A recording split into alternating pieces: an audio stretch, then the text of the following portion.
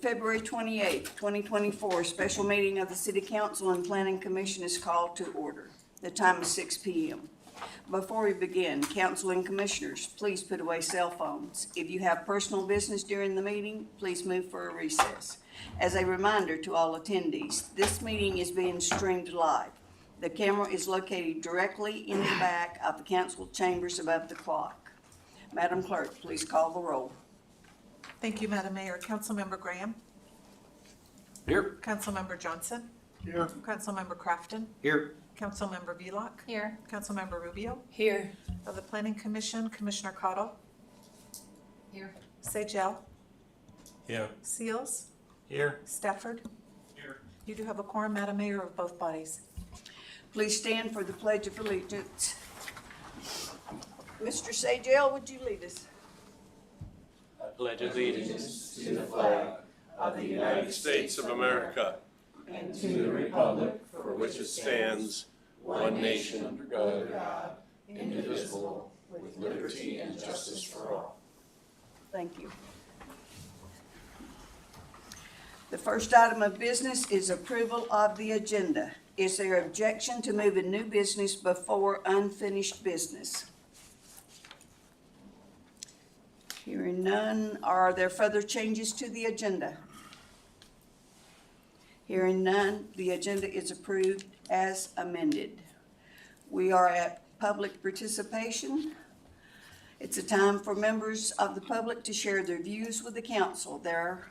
This is not a question and answer period or a time for dialogue. Speakers may be referred to administration, or issues raised may be taken under advisement by the council or administration.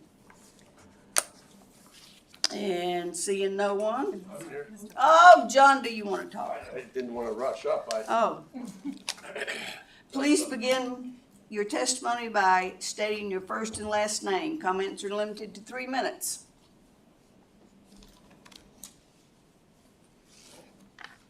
Good evening, Council. Commissioners, my name is John Klapperich. And when I look out here, it's kind of like family reunion. I've known most of you for decades, and we've all are always worked on creating a better tomorrow than today for our city and our community.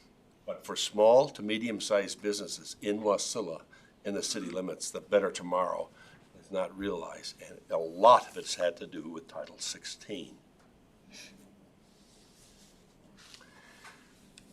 And I know each session has some things about short rentals and this, but since the handout tonight did say, city's goals specific to downtown element are promote and encourage development and redevelopment within the downtown area. 2, build the partnerships and develop the community capacity required to transform downtown.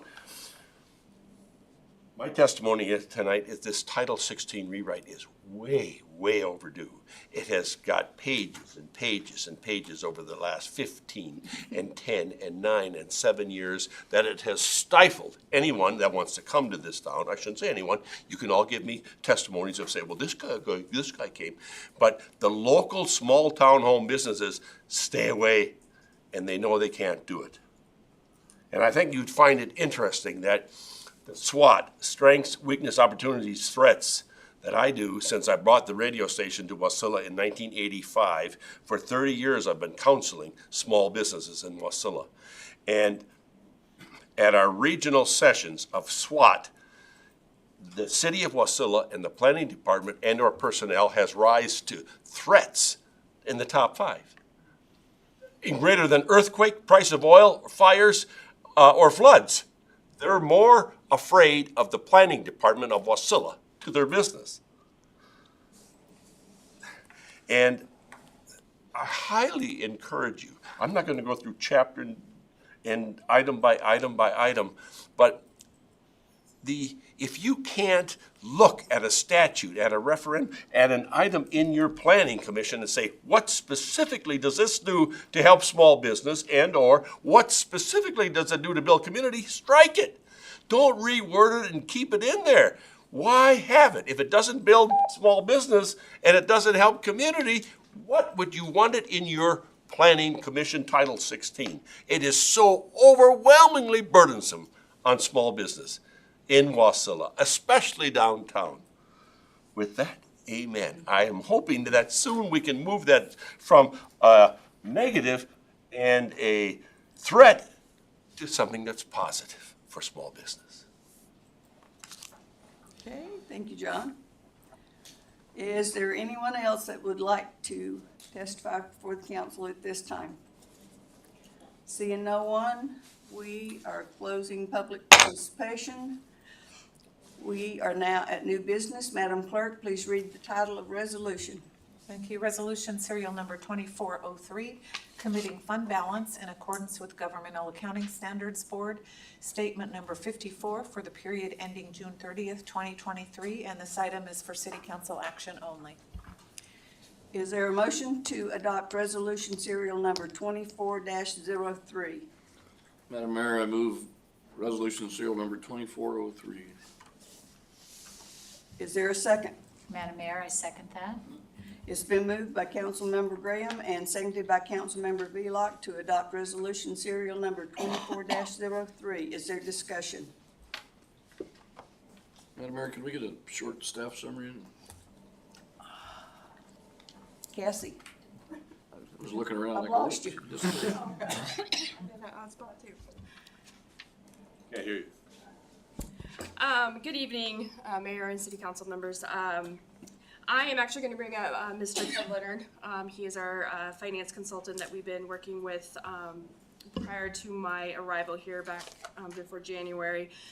Ted and another consultant that we have, Susan, have been working on our FY22 audit and our 23 audit.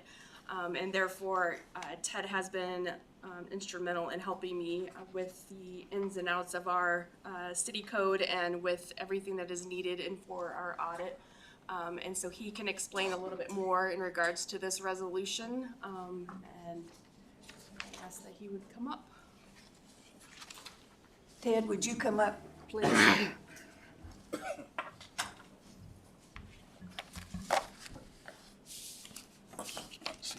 You're on. I'm on, okay.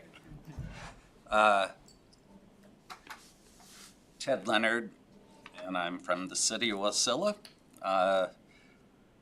Through the council to, through the mayor to Councilmember Graham. I'll try to keep this short. I know I'm one of the ones that never have, but in essence, at the end of every audit, we have to go through a calculation and state where the city is going to distribute their fund balance to. And if you quickly look at the last page, and I'm sorry for the print, you could look at the summary, and that is how per code and with the finance director on the assigned fund balance is how the fund balance for FY23 would be spread out.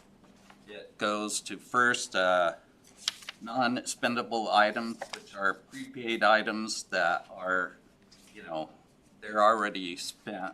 So we have to assign a portion for that. The second amount is committed. And under code, if we have an amount over 60% of next year's FY24 budgeted expenditures less reimbursables like dispatch contracts, we are supposed to move that amount up to committed for future capital projects. And this is in essence what this resolution is doing, is moving that amount that isn't expended or assigned to the committed fund balance, which is $36 million approximately out of $60 million fund balance. So in essence, that just means that that money is committed to be used for future capital projects. That is also fund balance that of course the council can move to other needs during future years or in FY25 or in the future. And we gave you the way it's calculated up above, and I'm here to answer any questions that you would have. Thank you, Mr. Leonard. That's very informative. Do you happen to know, perhaps you or the finance director or both, what amount was moved or added to the fund balance at the end of the last fiscal year?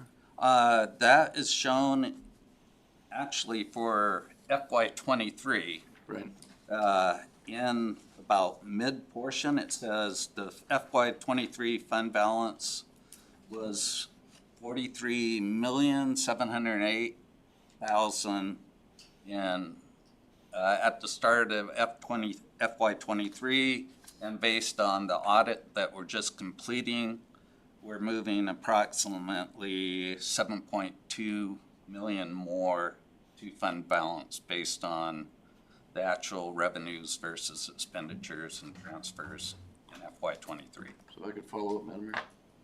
So does that mean that we collected 7.3 million roughly more in revenue than we spent in 23? Well, actually, it's sort of a combination. Well, yes, we did spend $7 million more than we did expenditures. And really, the makeup of it was based on the budget, about half in revenues and half in expenditures that we budgeted that we didn't actually expend in that year. Thank you, Mr. Leonard. Appreciate that. Is there further discussion? Madam Mayor, my small little pea brain here just is a little confused, I'm sorry. So in 2023, we moved 43 million, and this year we're moving 36 million. And so the difference then is the 7 million that of additional, less amount, if you will, between this year and last year. Is that correct? Do I have that correct?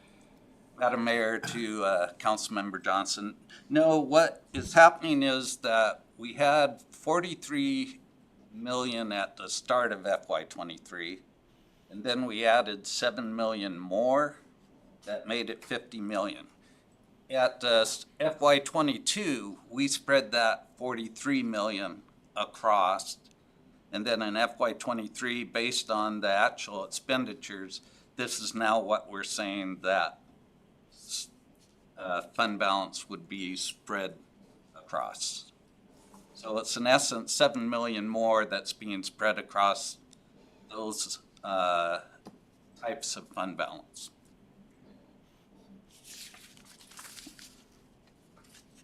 Okay, further discussion?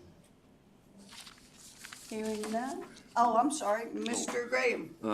One more, and this maybe on the fringe. So of the 4 million in excess revenue, essentially, you know, not talking about unspent fund balance, but the 4 million in excess revenue, was the majority of that or the vast majority of that due to sales taxes? And would it have been 75%? Would it have been 90%? I would- Roughly speaking. Madam Mayor, to Councilmember Graham, it's the variance was 3.8 million for sales tax, so it's the largest majority of those expended or revenues. Great, thank you both. That's very helpful. Okay, is there further discussion? Hearing none, is there objection to the motion? Hearing none, the motion is adopted. Thank you, Ted. Thank you, Mayor. Council. And we are on to unfinished business. Madam Clerk. Thank you. It's a rewrite of Wasilla Municipal Code Title 16, the Land Development Code, Committee of the Whole, and this was continued from a February 14th, 2024 special meeting, and we'll turn it over to our city attorney, Madam Mayor. we gotta have a motion for committee of the whole. Is there a motion to enter the committee of the whole? Madam Mayor, I move we go into committee of the whole for the purpose of discussing a rewrite of the Wasilla Municipal Code Title 16 Land Development Code. Is there a second? Madam Mayor, I second. It's been moved by Councilmember Graham and seconded by Councilmember Crafton to enter the committee of the whole. Is there objection to the motion? Hearing none, we are now in committee of the whole. The time is 6:15 p.m. Ms. Hawley. Thank you, Madam Mayor. Okay, so this is exciting. This is our last segment where we're piecemealing Title 16. After this, we're going to be pulling it all back together. In our next segment, you'll have a draft that incorporates to the greatest extent possible all of the comments, makes a lot of the revisions that were expressed throughout these segments, and then we'll start working on, user-friendly, actually using the code and playing around with how it presents to different segments of the Wasilla community. So that will be very fun. But there's a lot of meat to today. I'm going to try to move kind of quickly. I'm going to hope that to the extent any rules need to be relaxed, whatever we need to do in order to engage and move quickly, that would be really helpful. And we're going to talk a lot about not just the specific provisions with the short-term rentals, but we're going to talk a lot about policy, the comp plan, and the objectives, and the use, the district use charts, and we're going to walk through it and really get into the nitty-gritty. So without further ado, as we have discussed, Wasilla heavily regulates all property within its borders. Before council and the commission change these regulations, it's imperative that they understand the current regulatory scheme. So we're going to spend today looking at Wasilla's permitted uses in general and the short-term rental regulations. And we're going to get into the very express, the district uses identified in the district use chart. We have a red line chart in your materials, so when it's time, I'll direct you all there, and then we'll start really working with it. So we're going to review the current and proposed use charts. We're going to discuss the objectives of the regulated uses and review the current short-term rental provisions and discuss the policy objectives and alternatives to short-term rental regulation. And this, we're going to have kind of a high-level discussion on short-term rentals. While the draft proposes a complete repeal of the short-term rental regulations, we're going to talk about what that looks like. There's a spectrum really of what's available for council and the commission, what can happen. And I just want to make sure you're aware of all the sort of different approaches that are taken both inside and outside Alaska. Thankfully, there's been a lot of movement on the short-term rental front in Alaska, so we can really look to neighboring jurisdictions within the state to see what might be a good model and where things might some challenges that have arisen for some of the codes in other communities. So as you all know, Wasilla has 7 zoning districts: the residential, single-family, residential, rural residential, multifamily, commercial, industrial, and public. We're going to talk about most of these. We probably won't spend much time talking about the public district tonight. So I am not going to go through what each district is. The Planning Commission members are extremely well aware. Most of the council members are also. But I do want you to know that on slide 4, we have a list of, we have the language, the express language regarding the intent of each of those districts. And I'm likely going to be directing you to that frequently today. So make sure you know that that's there, and so you can have that easy reference. If you're on the fence, if we're talking about a use, it can be really helpful to just direct yourself back to that list and say, well, what is the intent of the single-family residential district? It can help ground us. And so it's 4 and 5, commercial, industrial, and public, and the public district are on slide 5. So I am now on slide 6 for anybody telephonically. So So during this work session, we're gonna discuss each of the districts, the permitted and prohibited uses, the conditional uses, and the reasons behind these regulations. I'm really just repeating what I just said, but we want to make sure that you guys are ready to engage because that was going to make all the difference. Otherwise, today will be more painful than it needs to be. So when we're doing this, on slide 6, you have a list of 5 questions. And so I'm going to read those questions to you now. I would really appreciate it if each of you could keep these in the back of your mind and think of them as we go through. What's the purpose and intent of the district? So you can refer back to the earlier slides to see what the stated intent is. Does the permitting requirement reflect the purpose and intent of the district? Does it make sense that we have a use that we're requiring to be conditional in a district based on its intent, the intent of the district? Does it make sense that something is prohibited in that district? If we find that it doesn't, I don't think it's necessarily within the scope of the work of the joint work session to make changes to those districts. You know, we're not going to necessarily, or I guess at this stage, I'm not expecting you to give me input that says that's prohibited in all those districts, make that permitted when the next draft, right? But I think having that discussion so I can pick up on where council and the commission have concerns allows me to create notes for the next draft and, you know, that really clarify where there was something that was counterintuitive or didn't smell right to the joint body.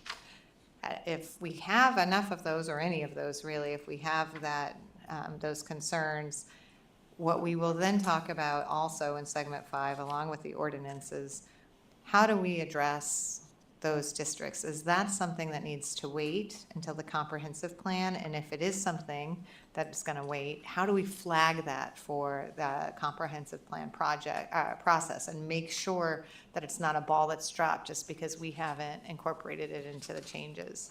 So a lot of today will be flagging things that maybe are appropriate for a later discussion because they go beyond the Band-Aid, right?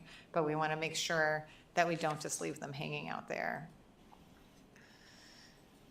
And then one of the questions, when we first started meeting, my directive from the commission and council was less regulation. You know, at this stage, you know, we want to regulate less and promote development and take those steps. That's our general feel. That was the sense that came through in segment 1. So I want you to ask yourself that question. Is there less regulation that would still get to that intent and still meet the objectives of the comp plan? The next question would be, what are the risks of allowing the use in this district? You know, sometimes it seems like it seems easy and it seems, it's enticing to just chop certain things, especially things where we know they've created complications. One of the hardest things to do is anticipate the harms that aren't yet there because we haven't made that change. And we won't be able to do that with everything, but having a healthy discussion and really thinking about it as we move along will be, I think it'll really matter to the end product. And finally, it's what exactly is the use I'm looking at? Is the definition, is it a defined use? Do I really understand what it means and what's happening through that use, which is a surprisingly common problem. When you look at a use, it's like, what is the scope of this use? And I don't expect us necessarily, we're not going to delve into each definition, but if you have a question, I'm hoping that individual members will raise them and say, I'm not actually sure, you know, what the scope is on that, or what they mean by that. And that's just a byproduct of having a code that's been in place for a long time. You know, sometimes things become archaic. So the other piece here, really the first piece, is land use observation. So most of the time as city attorney, I am warning people, especially planning commission members, if they have a quasi-judicial proceeding, you know, you don't want to bring too much of your outside observations and what your thoughts are regarding your community into your decisions for a specific issue. I really want you to do that now. I want you to start driving around. I want you to look at different districts. I want you to get a map that that very clearly delineates the districts, and pay attention, and that's your homework, and I don't want you to meet in violation of the Open Meetings Act to discuss that, but that's gonna be really important when we get to the next stage. But really look around and think about, oh my gosh, I didn't even think about that use. And you'll be armed with our discussion today. You will know what uses are in the permit, district use chart, and you'll see things where you're like, I wonder why is that in this district? Or you'll see things where, you maybe will notice the landscaping a little bit more. It might be more obvious to you, and you'll think, well, that seems unnecessary, or that actually I see why we need that. So I just want you to kind of engage in an exercise of observation before the work session that will bring the first final draft, to the bodies.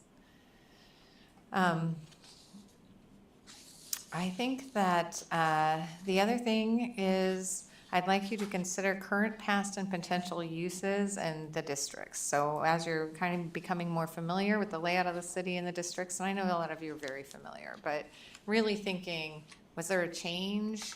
Did something happen? Was a big commercial building built in this district, and then there was a shift? Was the downtown overlay district adopted, and what did it look like before? And what do I want it to look like in the future? Just have those really active discussions with yourself and, friends, family, whoever. I mean, that's just as much as you can come back to the table with in the observation realm. That will be great. And I'm going to pause here. So we are on slide 8, which delves into short-term rentals. And I'm just going to freeze. I'm going to now ask you guys to get your hands dirty. Ready? Okay. All right, so I want you to go, I'm just gonna walk you through this. In your packet on page 12, so from page 13 to 17, I believe, is the current district use chart, and 19 to 23 is the proposed use chart. We're gonna work with the red line, it's a little bit easier. So on the district use chart, what we did so far for this draft is we removed all administrative approval permits and left those blank, which for your code, what that means is those are permitted outright, or what it will mean. Then we did nothing to change prohibited uses, conditional uses, or use permits. We left those all the same. So we're gonna look at that. And so the idea would be that everywhere you previously had an administrative approval permit, you now have, that's a use that you would regulate in your provisions. So if it's a single-family house in the residential district, they would not need a permit to do that. So one question I would ask you is that comfortable? Or do you feel like a certificate of use, for example, would be something you'd want? Just something that, and what that would look like if we did a certificate of use is it would be if you have a permitted use within this district, you need to get a certificate of use by X date, right? Or before building or before occupancy. And that would have sort of a checklist of things that have to happen, all of which are required by law. So you would have things like comply with all your federal and state laws regarding residential units or whatever it might be. And it's going to, if it's a commercial building with a commercial use, it might have tax compliance and compliance with laws. And so very basic things that allow a planner to just go, let me look. I'm pulling up their certificate of good standing, check. They've been told, or they have to confirm that they're in compliance with all fire code requirements. I've called the borough and the borough has confirmed that, check. Or I have, so you're gonna just go through a list. There's no discretion to a certificate of use to decide whether or not that's any adjective, name your adjective. It's harmonious, no, we're not going there. It's in, the neighbors like it, nope, that's off too. You know, like think about it. Anything that has a sense of discretion would be out of that process. So you can either allow it outright, and then at that point, you're really trusting those existing laws and regulations to govern what they're doing. And so one thing right now, we talked a little bit about the fact that residential units are not, they don't have the same building code requirements imposed upon them by the borough or the state. But the Alaska Housing Finance Corporation has a provision, a regulation that requires residential units to comply with the residential building code in order to qualify for financing. So one of the things you can do is you could adopt that. You know, so the city of Wasilla could say, and I'm not sure, the way it's worded, honestly, it looks like it applies to all residential units. But in this case, I think we can say you comply with, you know, for a residential unit, you could say it complies with that regulation. You can specifically reference it without taking on ownership of regulating. You're still, you know, getting some protections in place. So that's something I want you to think about. And I'm going to pause for a second as I just threw a lot of information at you. So maybe what I'm going to do is go around. Mayor, could we just sort of take the temperature on the members? Sure. Okay. Ian, you want to start? Thank you, Mayor. I think Mr. Johnson and I both have mentioned this one before, that I like the idea of seeing something there. And I'm just going to use the residential situation as the example. The Alaska Housing Finance Corporation, from my understanding, only applies if you're getting a loan. So if you are building yourself a house and you have no intention of selling it, well, I shouldn't say no intention. If you don't have the intent to sell it right away, you actually don't have to abide by those rules. And we've seen that happen. So what ends up happening is when somebody does turn around and sell that property, they have to go back and do things that are very difficult to do. So if we had something in place from the beginning, I don't want it to be too burdensome, because again, I'm going to go do something that's allowed in this district. Why do I really need to go jump through a bunch of hoops? It really should just be you coming to us and saying, hey, this is what I'm doing. We say, great, here's the rules, you know, and let us know when you're done. That's the way I kind of think about it when it comes to a lot of the things that are allowed in here. And maybe there's some things in here that don't. I'm looking at, well, no, even like if you look at beehives, for instance, you know, okay, here's the rules around what you're allowed to do with beehives, for instance. It's not a matter of us trying to regulate you. It's just saying, here are the guardrails that we have in place to prevent people from creating the wild, wild west that we've already seen out here. And so we just want to help narrow that field a little bit more. So again, I don't know what we would call it, because administrative approval, I mean, it makes sense. It does ideally make sense to me. I like what you also said about like some type of certificate of use.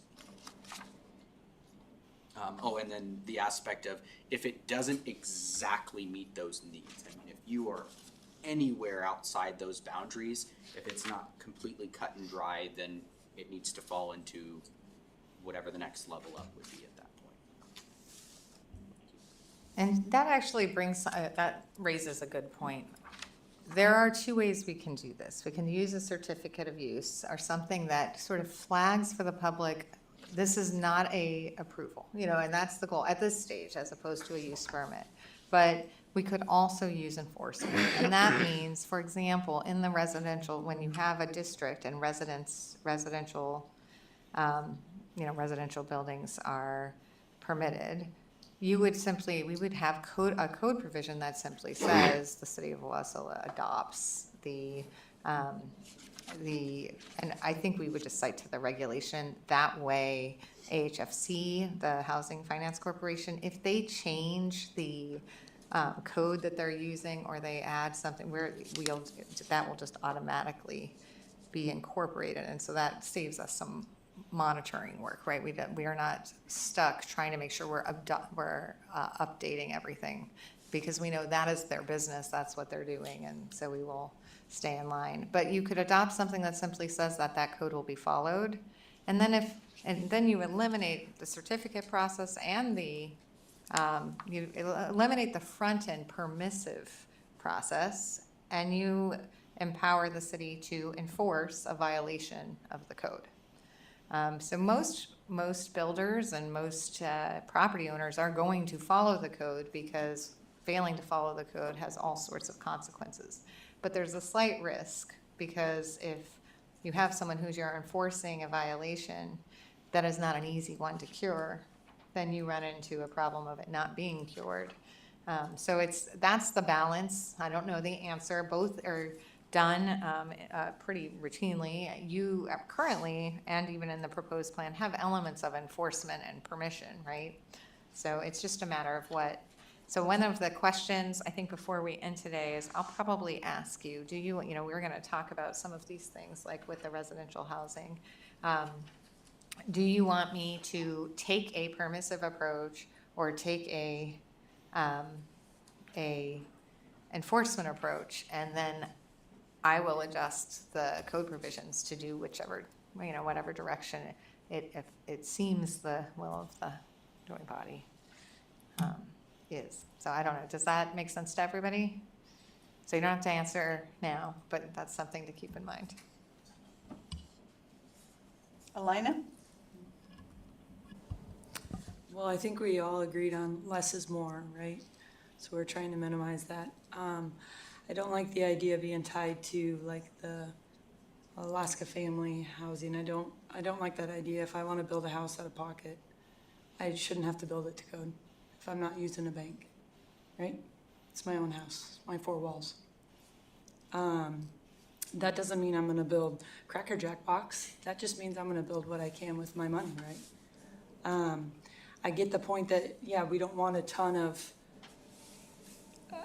look at what we have in the city, you guys. We don't have a lot of property that is used for housing in the big picture of what we have, that is not already existing, if that makes sense.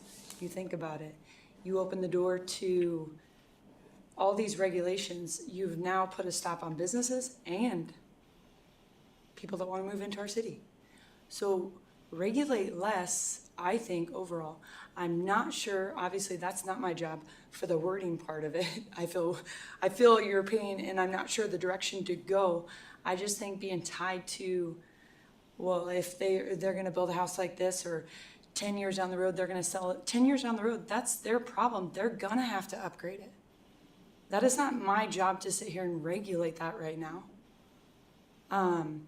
That is huge, and I think sometimes we get kind of side twisted on trying to regulate this, and they gotta have this permit and this. I just think it gets overwhelming. Obviously, look at our city with businesses. I don't want that for our single family. So I don't know. I don't know the verbiage, the direction. I just know the less you try to regulate on that, the better outcome it will be. I really strongly believe that.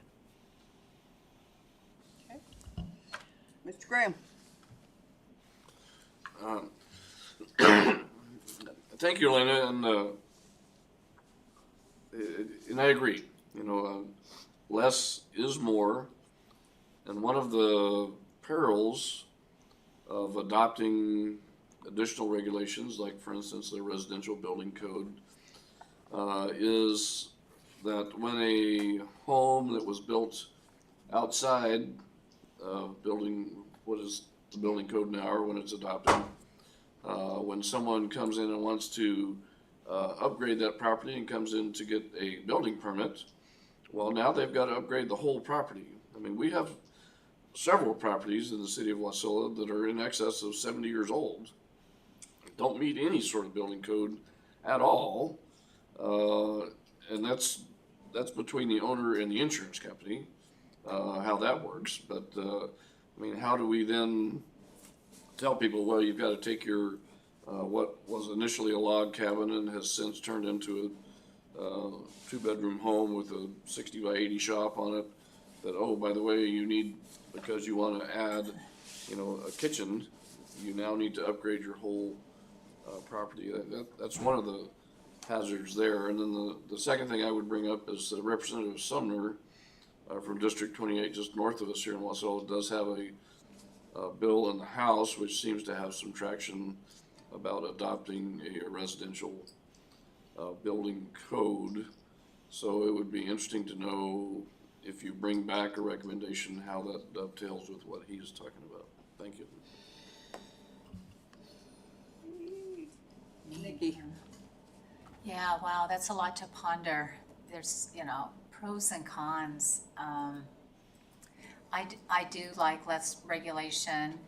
The thought of, I remember growing up, and I think our house was in the city of Wasilla, when I was very young, and some people building on the lot next to us. And it was a crazy house that definitely had no codes whatsoever. I don't even know how it stood, but so I keep going back to that house if there's no building codes whatsoever. But yeah, I don't know. I'd like to see what happens with that bill that Jesse might be trying to push through, or yeah, I just kind of need to ponder. I'm not much help, I know. Sorry. Madam Mayor, can I? So I live with a builder, guys. There's a regulation. If my husband wants to go in and do a job, it has to be approved. Not by the city of Wasilla. It has to be approved by a fire marshal, an architect. There's already regulations there, guys. Okay. We don't need to put another one over it. Just give it thought.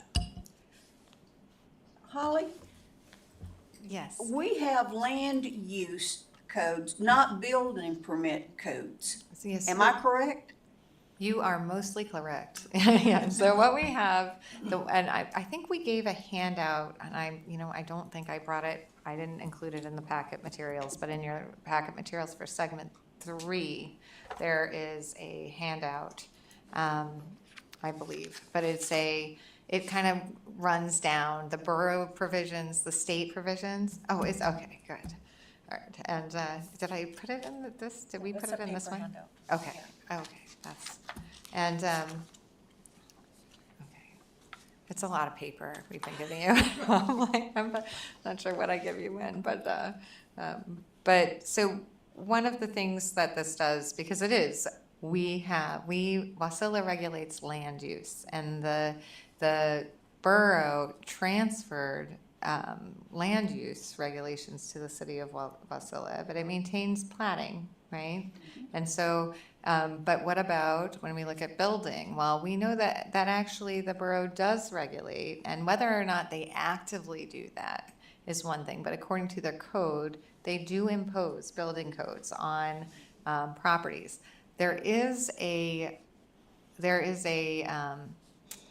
I wouldn't call it a loophole, but because I think it's intentional, both the state of Alaska and the borough do not regulate residential buildings in the way that they regulate commercial buildings, and I think like multifamily buildings. They will regulate residences within a certain proximity to one another. So it's just they have made a decision to not impose those provisions on residential residences, or I shouldn't say residences, residential buildings. And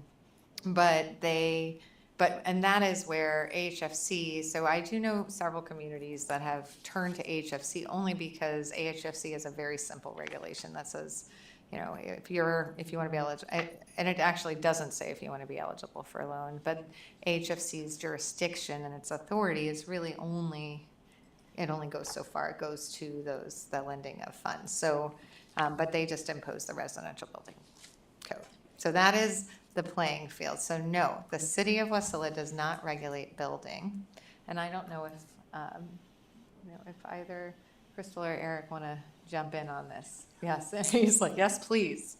So please correct me if I'm. So through the mayor, the there's one caveat in the fact that with even residential construction, I think it's Title 13, we at Public Works care about utility connections and we care about sewer and water.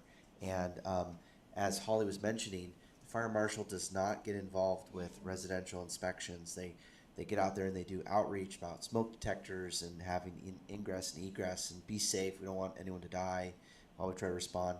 But we've had some recent interactions with residential properties that turned commercial because they were boarding houses and stuff, where loss of life almost happened, and it was extremely close call for the fire department. And so, anyway, that's all to say that only their actions in trying to correct that one property owner's issue was because of the commercial entity, the commercial activity that's happening there. Had it just been the single owner, they wouldn't have a lot of avenues to deal with that. So anyway, whatever the decision by the Planning Commission and the council is made, I would still like to see some process that brings those property developers in to talk with us as they need to with our code, and not just assume that because land use says you don't have to do anything. I still have code that says that if you're near a water sewer, you need to connect, or you have to have a state approved well and a state approved septic, because as you can imagine, safe drinking water and proper sewage handling is really important for our community. And so based on that, and that's really helpful because that utility piece is important, but if you have, say, a certificate of use, or you have, we can make sure that a utility permit is issued and that process is in place that keeps that administrative permitting process and the discretion that's needed there alive and well, and we develop it to the extent we need to, and I'll work with Eric on that. But I think that might be a good answer for that piece, because that is important. Utilities across the board, and there are other provisions in state law and in your code that regulate, utilities. But making sure that we incorporate them into any certificate of use would be a good idea. Mr. Johnson. Thank you, Madam Mayor. And I do agree with you, Madam Mayor, that there is a difference between land use and building codes, and I think, sort of as an opinion, less is more, or less is better, I mean. I think that we ought to stay away from building codes as much as we possibly can within the city. As far as land use goes, I definitely agree with Eric. We've got to make sure that as far as our land use goes, if somebody's going to build a single residence, that they, as part of the land use, if they're not going to tie it to city water and sewer, that they have the appropriate well and septic, so we're not running into federal regulations down the road. Okay, that being said, I think one of the things that I'm a little worried about is unclear definitions in terms of the use. For instance, we're batting around the term single residence. Okay, does a single residence mean that I cannot build a house with a mother-in-law apartment or a son-in-law apartment to it? What exactly then constitutes a single residence? And right down the road from us, we've got a commercial property. The guy builds, I think it is ceramic counters or I don't know, something like that. He has a residence above that. That's a commercial property with a residence. So once we get into the more complex building or living situations, then our definitions need to either accommodate or exclude such things, so we're not going back into conditional use every time that somebody wants to do something just a little bit different. So in that respect, I think that we should be a little bit more clearer in it, but I don't think that takes a lot of additional code per se to make that clarity. Does that make sense to you? No, that makes perfect sense. And that is one area that when we are closer to being done, we will revisit all of the definitions. We've revisited them once, you know, like the definition for residential is use and accessory uses involved in the occupation of a building for living, cooking, sleeping, and includes a single-family dwelling, which is that's what we define and or what Wasilla defines, and duplexes or a multifamily dwelling. So when we're looking at a residence, some of those are regulated and subject to building codes and some are not, because the state has its own definition of residence for purposes of regulation, as does the borough. So, you know, it's an important part. I think definitions probably are one of the most important part of the code update, just making sure that it's clear. And I think that, I think this would be a good time. I think Crystal has some examples too, just to help everybody conceptualize. The reality. So I just want to clarify through the mayor to Councilmember Graham. You bring up a really good point about these older homes that are not in compliance, and then all of a sudden they come in. We had a situation, 1972 home. The gentleman added a couple apartments for some family members to live in. He had a shed in the back. He had a Connex on the back. And now all of a sudden he comes in because he was going to rent one of his commercial apartments, and he has to get a permit for the shed. He has to get a permit for the Connex box. He has to do 15% landscaping. He has to get a home occupancy because now one of the people living with him. So we have all these, 5 or 6 permits that are required for a 1972 home that has existing landscaping, but we're not going to count the current vegetation. And so this is the reality of what our code says right now, when the real thing is the infrastructure that maybe go to support that should be the first priority. Is, are they in compliance with our water and our sewer? And then if they are coming in and changing use, like you had mentioned, Councilmember Johnson, is, yeah, it was a home, but now we have some commercial activity. What's that definition? Is it now multi-use, or is it still residential? How do you prove they're related? It gets really complicated as you've helped us work through some of them, because the dwelling was built so long ago, and telling somebody they have to go and replant 15%, or they have to take a shed down because the shed is out of compliance because of setbacks. Those are just real issues that we've been spending a lot of money with legal to tell us what we wrote. Mr. Seals? Thank you, Madam Mayor. I fall pretty much in line with Councilman Rubio, and less is more, but I feel very strongly about the infrastructure part. That could, in an older home, that could be a burden in itself. As long as we have the infrastructure part, I think there's enough state and borough regulations that we don't need to be in that business. Madam Mayor, may I ask a quick question? I think Holly had originally asked us about how we felt about the removal of administrative approval, not about single-family homes. I used it as an example, and I haven't heard anybody else actually address that question. That was the original question, was what, like how we felt about some type of conditional or not conditional permit, but like use permit in the sense of like a specific use. Sorry, blanking on what you called it now. But that, I haven't heard anybody else bring that up, exactly what that question is. A certificate of Use, there we go. Certificate That's of what it use, was. yeah. And really, and that's a good point. That's sort of enforcement versus creating it's almost like a use license, right? I mean, that's really what I'm saying. It's something that we can have an employee at the city do the check, sign, something you can get. Once you have the backup, you should be able to get it pretty quickly. You might even be able to get one issued online, right? Some communities actually will issue it online if you can meet you submitted certain documents. So it's not something that involves a decision regarding an adjective regarding use.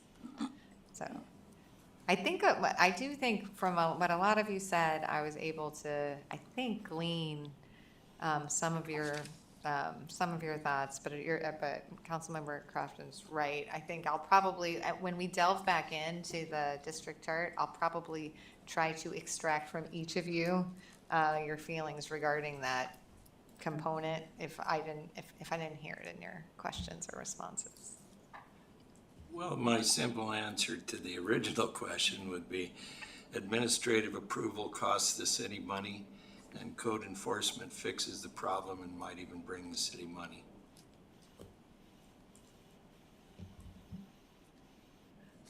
Mr. Sayel. Thank you, Madam Mayor. Yeah, I think less is better. Kind of on the fence because what Eric mentioned earlier is you want to have some guidelines to make sure that things like water and sewage and utilities and, you know, the house built 50-something years ago when things just been added on. You know, I don't agree that somebody should go down a list and say, okay, you got to do this, this, this, and this. So I think there has to be some guidelines in place. I don't know if it needs to be a building code, but something in place to let the person building the house know that they have to abide by certain criteria. Okay. Ms. Cottle. Thank you, Madam Mayor. While I agree that less regulation gives the whole persona of being much more user-friendly, and I don't say with just residential, but commercial also. We may not have specific building codes. We are land use, but we still have requirements. My house is over 50 years old. It was originally built as a summer cabin, kind of converted in the same footprint to a year-round home. I have a well. I'm on a lake, so I have a septic tank that the city monitors and maintains. But we have rules and regulations about shoreline restrictions, setbacks, how far from utilities, how far from your neighbor, how far from everybody that affects the building. And sometimes I think that we get bogged down in details that makes it so complicated. And anything that we do is only as good as our enforcement. And that's something that so many communities face, is they do all these rules and regulations, but there's little to no enforcement because they don't have the manpower to do that. So, and people know that, so they don't really care about following the rules and things like that. I like the idea of having guidelines for things like residential, where we're striking out administrative approval. But I also caution, when you take out administrative approval, just leaving it blank and people thinking they don't really even need to contact the city. They can do whatever they want because that's blank. It doesn't say they have to have a permit. So I think that's kind of this balancing act that we may end up struggling with a little bit. But we have to keep in mind how well are we equipped to do some of this enforcement. And that's something that I think every step of the way here we need to keep in mind. As we try to simplify, but we still need to be in some of these parameters. So we don't end up kind of looking like, I don't know, dog patch, for a better term. I know that's a really old term, but even old when I was a kid. But I still think we need some kind of guidelines without hindering the processes for people. And that probably didn't help answer the question much, but. Mr. Stafford. Yeah, Commissioner Cottle talked about having that right balance, and that, of course, is the challenge. And I think if a district has already been labeled as being, you know, this is acceptable, then why have another step to make them hop through to get approval for that?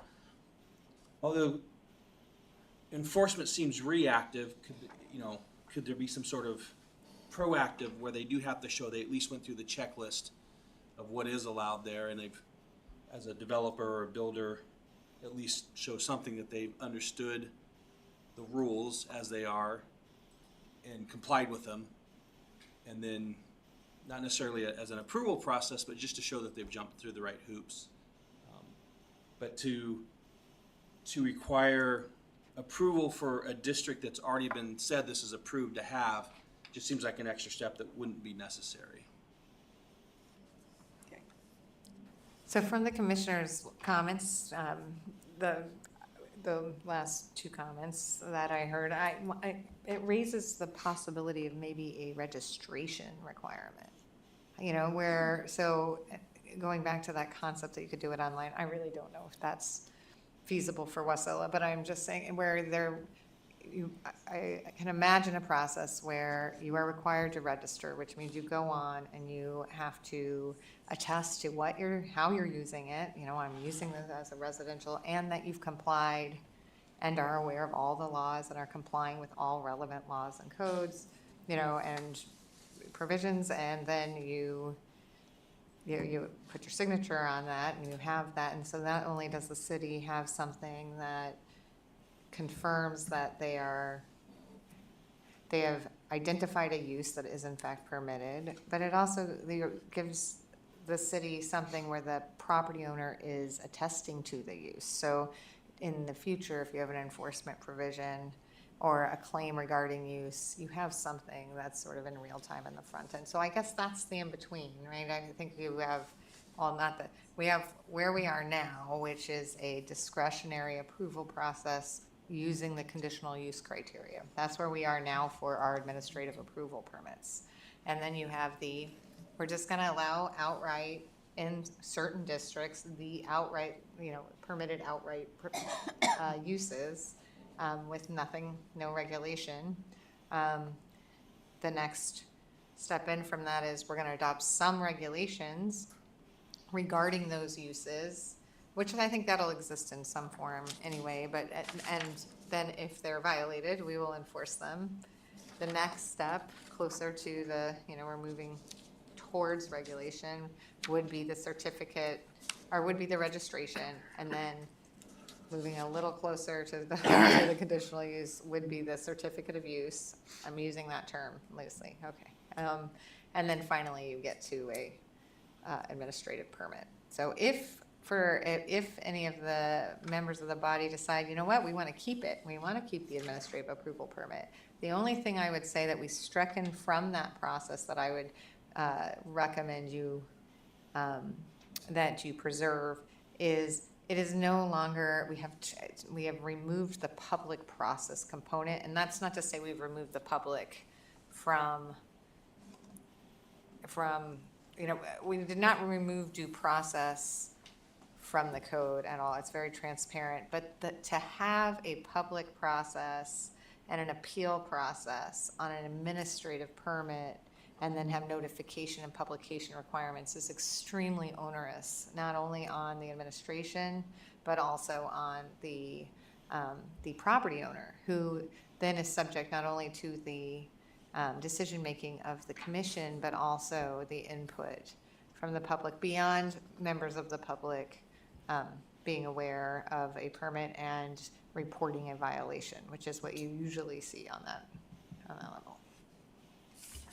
So if there's no other comments on this, I would like to kind of start delving into the Mr. Graham's has district one. use. Oh, okay.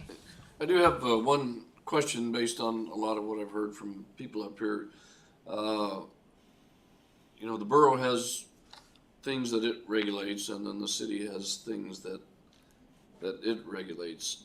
Can our code compliance enforce borough regulations like setbacks from lakes and things like that? I mean, can they red tag a project and bring it to the borough's attention, or how does our code compliance fit into making sure those things that are regulated outside of the city, the city's purview, the city's regulations are enforced? Because the borough essentially has no code enforcement.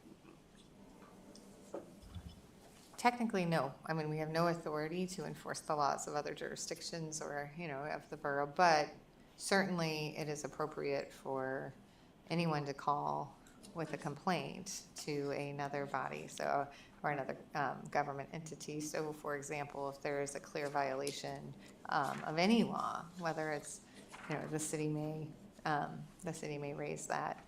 And, the administration could call and say, hey, we're witnessing this violation. The only caveat to that is a lot of our provisions require compliance with the laws, right, in general. So that when we do that, we do incorporate in compliance with the laws. You'll see that often in licensing and in individual agreements, of course. So when we look at the update, we can look at places where adding that step where you're requiring compliance with laws, with other laws as a condition, that we flag that for you so you guys can consider it.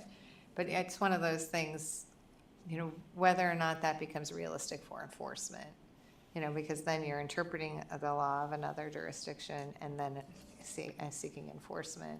A lot of times that layered enforcement can get really messy. But sometimes it's really beneficial, and I think one of the places we see it is tax compliance, when you're expecting a commercial enterprise to be compliant with tax laws.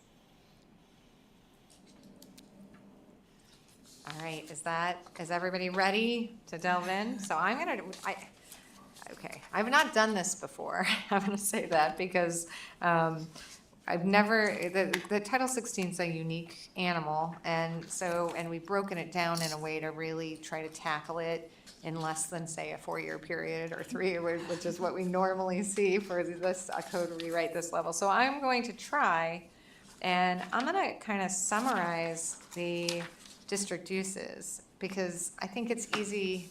I think most of you have read it, of course, but I think if we just say it out loud, it might spark a thought by one or more commission or council members. So if that happens, Mayor, I don't know, maybe, what do you think would be the best approach? Maybe I know it's unusual, but like raise your hand or something. I mean, if there's some way you can very quickly identify them, just so we can get through as much as possible. When they turn their microphone on, I'll see the green light. Okay, and so we just want to move quickly. So accessory uses.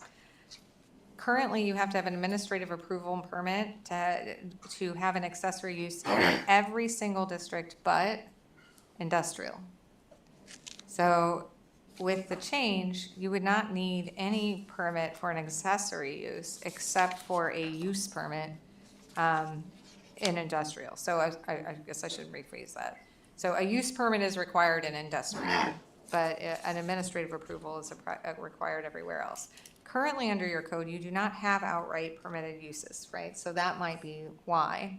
But the question is there any district, when you look at that chart, are there districts in which you think an accessory use should just be outright permitted? Or is the nebulous nature of an accessory use something that where you feel like, actually, maybe we want to use permit in every, did I lose, oh, there we go. So I just want you to think about that one. I think that's probably one of the more significant or ambiguous. Adult businesses are excluded everywhere, except where they are permitted by a conditional use permit in commercial. Mr. Johnson. So where do we get the definition of an accessory use? So I will read it if that's helpful. And so your definition section as proposed runs from page 4 to, oh wait, this is my draft. I need to find, it's in the proposed code. So if you go to, and I may not have, you know what, I think I just provided you the segments of the code. Does anybody have their red line code with them? If people have their red line code with them? No, okay, I'm gonna read the definition, and at the next segment, although we'll be working on the whole code, so it's not relevant. So, okay, accessory use or structure means a use or structure customarily subordinate or incidental to a primary use and located on the same lot with the principal use or building, and includes garages, required parking areas, small parks or playgrounds, living quarters necessary for caretakers, guards, or employee overnight accommodations. So those are accessory uses or structures. So for example, you know, if you have a freestanding garage, but you built a single-family residence, that would be an accessory use. And so currently, depending on, so you'll have whatever the permitting requirement is for the primary use. And as far as accessory use, now, the only place where the accessory use itself is going to require its own permit is in the industrial, and it continues to be a use permit. And just as a reminder, so a use permit does have the publication and notice provisions associated with a, you know, which are, currently associated with an administrative approval. So adult business, again, that one is conditional use permit in, and only in the commercial district. So usually with something like adult business, the question would be, why not industrial, right? I would think that's the only question. I mean, you may decide you feel differently and want them in other places, but I think that when I read these, my thought process is it immediately kind of scans through other communities that I've represented or that we've researched. And so that's the question there. Otherwise, it's pretty standard. Agriculture is only permitted in the rural residential district. And I will say, and this is almost anecdotally, you know, given Wasilla's culture, and I was sort of surprised that there was only one district in which it would be permitted. But that doesn't mean anything. That's a pretty large district. And when we're looking at this, and when you're thinking about it, looking at the map would be really helpful, you know, and knowing what does that really mean? Because it'll mean more to all of you than it does to me when you see where those district lines lay out, because you're so familiar with the community. So next one is animal shelter. Nobody buttons. Oh, there's a. Madam Mayor, Mr. Johnson. so does an animal shelter include a kennel? Yeah, so an animal shelter, that's a more complicated question because there's more definitions regarding how they are regulated. But I think that, I'm trying to find the definition. I think this is one that's, Section in there. yeah, where, Kennel and and the cattery. definition's in the section, isn't it? Okay. The use. She wants the definition of what. Isn't the definition, I believe, find it. is in the section specific to animals, which is under the prohibited, here, let me I pull. don't think the definition. Mayor? Ian. This was actually something the planning commission, when I left them, we were working on a definition. I don't believe, Crystal, we ever finalized what they specifically were. But I know in the district use chart, if you go down, so if you're on the red line, we're on page 26 right now. If you go to page 28, kennel and cattery are on there specifically. But again, their definition, I don't believe exists yet. And kennel and cattery, aren't they defined In our code at least. Oh, and so we may have added, There are more animals. so this raises another issue that's coming up, which is why I'm frantically flipping, is some of the uses, some of the prohibited uses or the regulated uses, and the conditions of those use will incorporate a definition, you know, and then that gets applied, which is confusing because they're outside the list of definitions, which is something that I need to make sure that our legal team incorporates all of those definitions and hunts them down. It's not so easy as a word search for a lot of them, you know, and moves them over. But if we're changing our permitting practice, a lot of that goes away, so it's great because we can just go through some of those prohibited uses and they get incorporated in because they get repealed, so. Anyway, that's another, so you raised a very good point because it has resonating consequences. Madam Mayor, may I? Yes. Would it be helpful to the body if the clerk's office, if we printed out the definitions currently in Title 16 and provided a handout? We could just take a brief pause. Would that be helpful? Yes, please. Okay, That would be we'll do great. that. Okay, we'll keep talking, Sarah says, and she'll print it. And I think Thank you, Sarah. the kennel piece, Holly, I think is in kind of how Eric talked about his utilities are in other areas. I think that's an animal care and regulation. Oh, that's. when we no, trigger. That's, I think you're right. I think, So thank we'll you add for that to our that. That list, is yeah. actually really helpful. Which is a reminder too, there's a couple like that trigger other provisions of the code. And we have not delved into those provisions. There's also provisions in licensing. We looked at mobile vending, for example, that one triggered it, but we'll have to do a cross-code search for all of them. So, it's just easy peasy, right? All right, so assisted living home, which has seen some changes in the definition, and very specific to some of those, not only assisted living homes, but here, I'll read. I think probably the easiest thing is I'm gonna go back to definitions for now, and I will read the definition.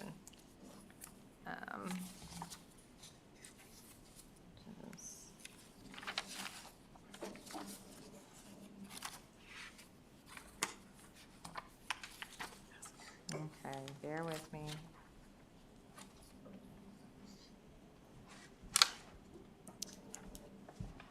Oh, you know what?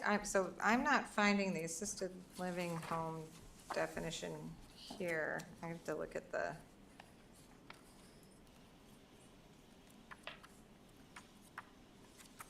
which I'm not sure why, because we redefined that, So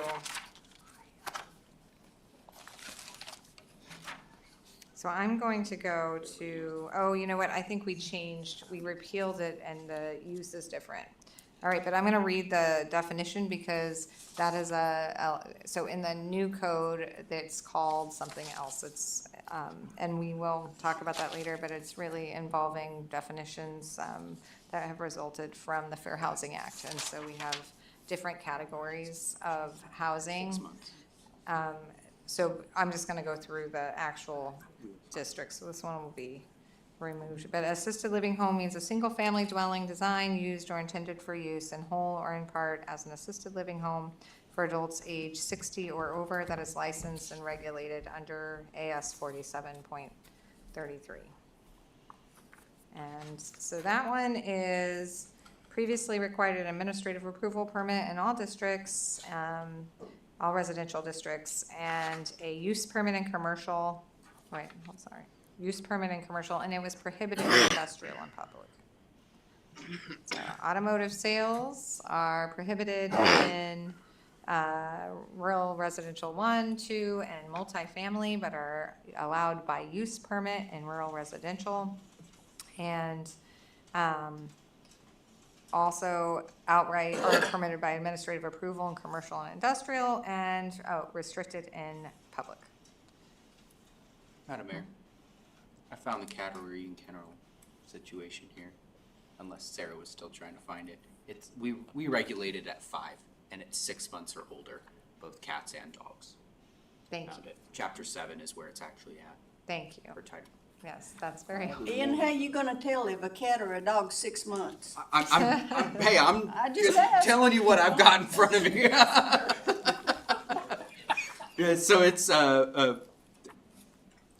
chapter 7. I'm just going to read the category. It means any premise used for breeding, buying, selling, keeping, or boarding 5 or more cats age 6 months or older, whether for profit or not. And then kennels, the same thing. Just replace the word dog.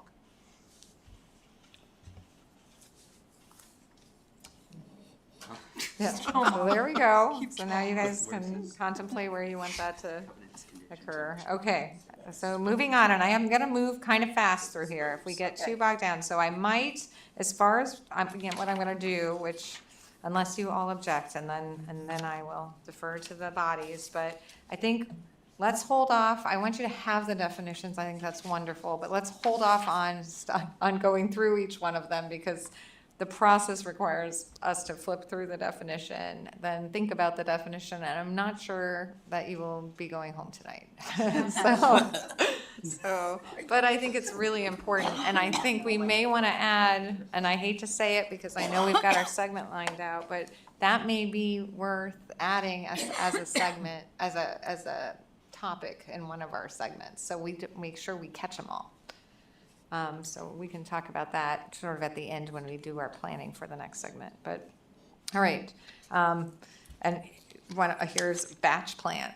So That one is, after saying all of this, I'm gonna read the definition because I don't know about many of you, but that's an unusual term, so people may not know what that means. And that is a machinery that blends materials together to create concrete or bituminous paving as the end product. Did I say that correctly? Okay.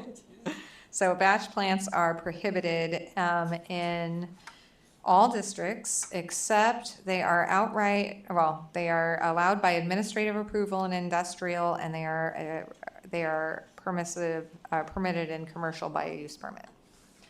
So bread and breakfasts, and this gets complicated because, and we will talk a little bit about this today, but what's the difference between a bed and breakfast and a short-term rental, right?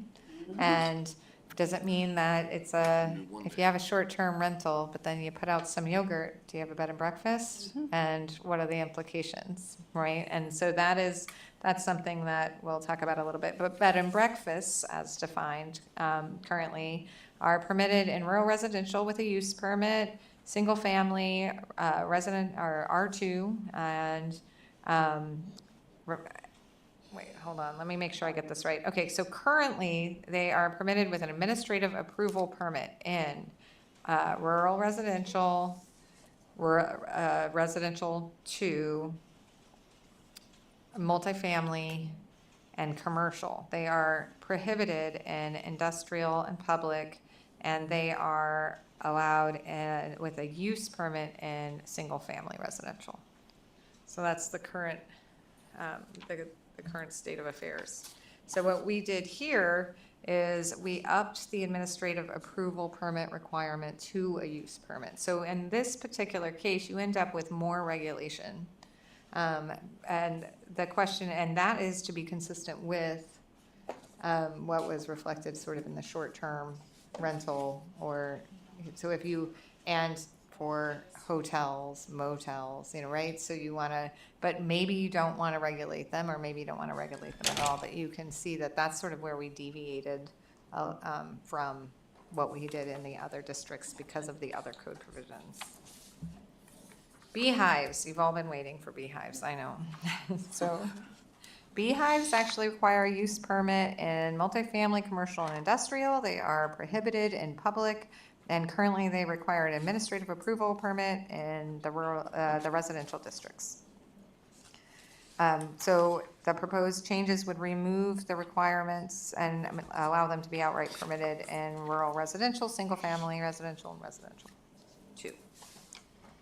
Campgrounds are excluded in single-family, R2, multifamily, and industrial.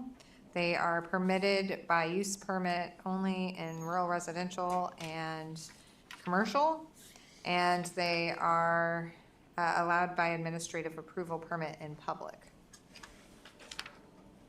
So this is another one where definition will matter, right? What is a campground? That may matter to some of you, so that will be one that we might want to focus on. Cemeteries are excluded from single-family residential or R2 multifamily, and they are permitted with use permits in all other districts.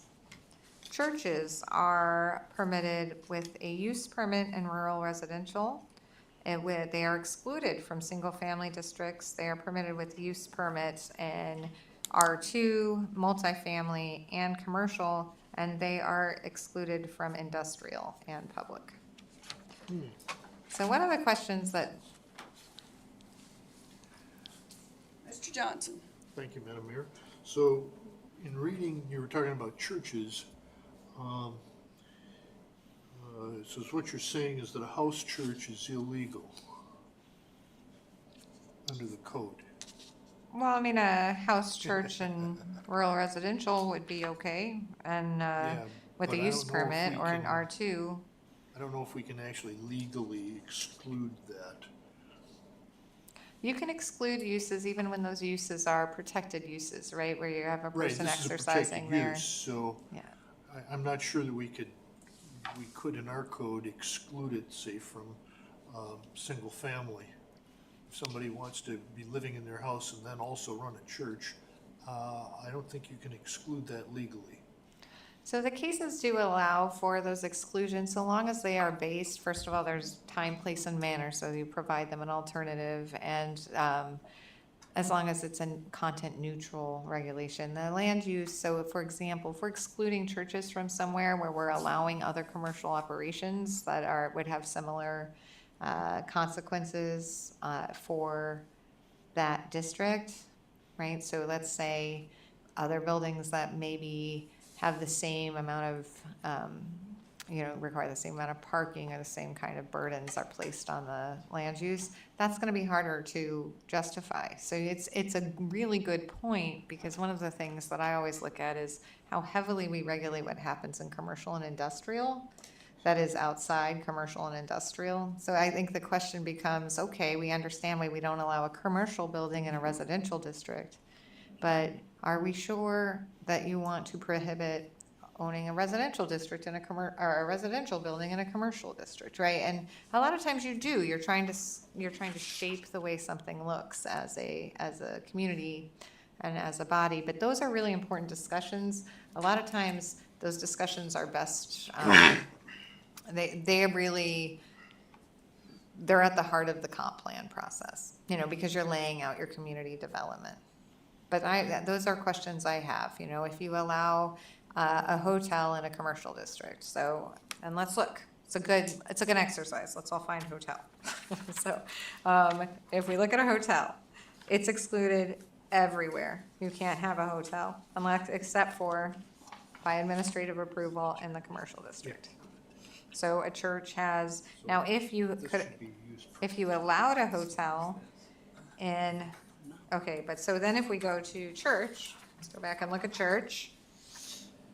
So a church is allowed with a use permit in the commercial district, right? So you would ask yourself, why would the church need a use permit and the hotel need an administrative approval permit? I don't think, I will just say, both those are not so different that I think Wasilla has gotten sideways with any constitutional law. So I want to be very clear. I think you're legally compliant, but it does make you go, right? Makes you think about what you want to see. And that's not the purpose so much of the Title 16 update. I don't want to overwhelm everybody, but it is going to be the purpose of the comp plan and flagging these things so it can be the focus of the commission to the extent we're changing. So let's say we take an approach on permitting, or we flag a few of these. It's something that this joint session can result in direction to the Planning Commission saying, we have these questions regarding use. We want you to delve into the districts. But I think that from our previous discussions, a lot of that council and the commission wanted to see after the comp plan process or as part of it. So that's something we'll have to figure out, how these things all fit together. Was that helpful or just more confusing? I feel like I just added to the, yeah, okay. Just so that I go on the record, I think that a church for single family should be a use permit. So I'm gonna make a note of that. And this one, and this is actually a helpful way too. If I'm gonna take notes when a council member or commissioner says that, and then I'll try to, in our draft, put the notes of what the thoughts were, so we don't lose it, and we can decide what we're gonna do with it, which I don't know the answer yet, right? Once we look at the whole thing, we'll decide what we're gonna do with it and when we're gonna do it and which body is going to take the lead on that analysis. Eric. Through the mayor, your question about home churches is a good one, Mr. Johnson, because the question would be, when does a home church become a church? And so is it wanting to have tax benefits? Is it putting a sign out in front? Is it having regular gatherings that impact the neighborhood? It could just be a house that has a very popular family and there's tons of friends over all the time, and you're like, man, they're just really popular and everyone's visiting. Or then it turns into a church and there's signs saying, come worship with us at this time, and then they filed for nonprofit status. And so there's kind of like short-term rental.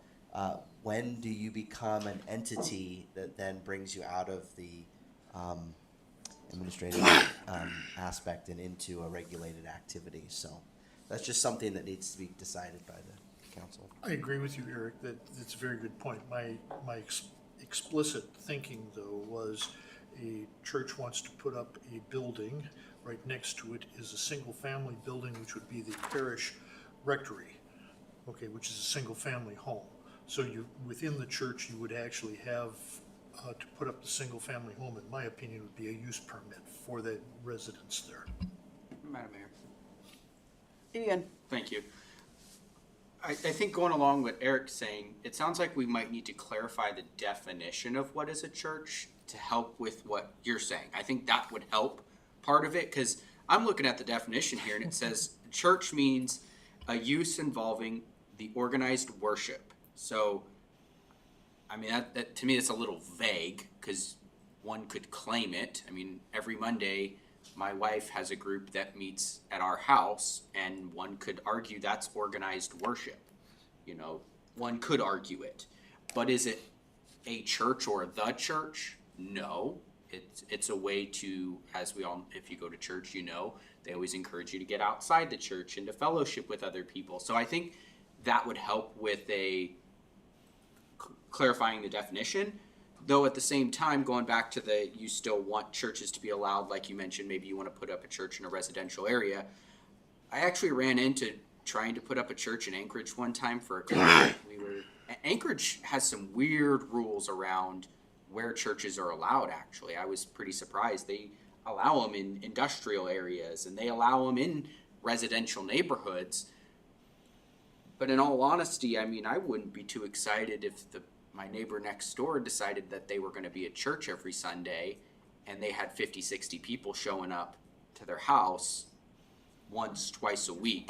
I think maybe there's a limit on what we need to it. Like if you have X amount of people showing up, it's okay. But if you break this amount of people, different conversation. But in my opinion, again, I'm all for churches, but in a residential neighborhood, I don't know if that's the best idea, because then we're having to put too much regulation in there to be able to make it work. So my eyes, I'm looking at, well, it's gonna be like the kennel, so if there's 5 of us allowed, I'm gonna tell you, no, you can't come this week, you have to show up earlier next week. Like, trying to regulate that, you guys. Too much. Just died. I only have 5. Guys. Okay, guys, it's 7:32, 8 o'clock, we're out of here. Madam Mayor, Kathy? and I don't know if this question is for Holly or for Tristal, I just want to back up 1 second to beehives. I want to ask a question about this, because beehives basically are allowed in rural residential, R1 and R2. Because I live on a lake, they were all small lots, not real wide, it's the way they were all originally platted. So, are there any guidelines or anything that somebody, like my next door neighbor, right close to the property line next to me, could put 30 beehives? Is there a limit? Because I don't see it in the definition. There's nothing in the definition that says that. And the reason I'm asking is, you know, I'm one of those crazy people that's allergic to bees.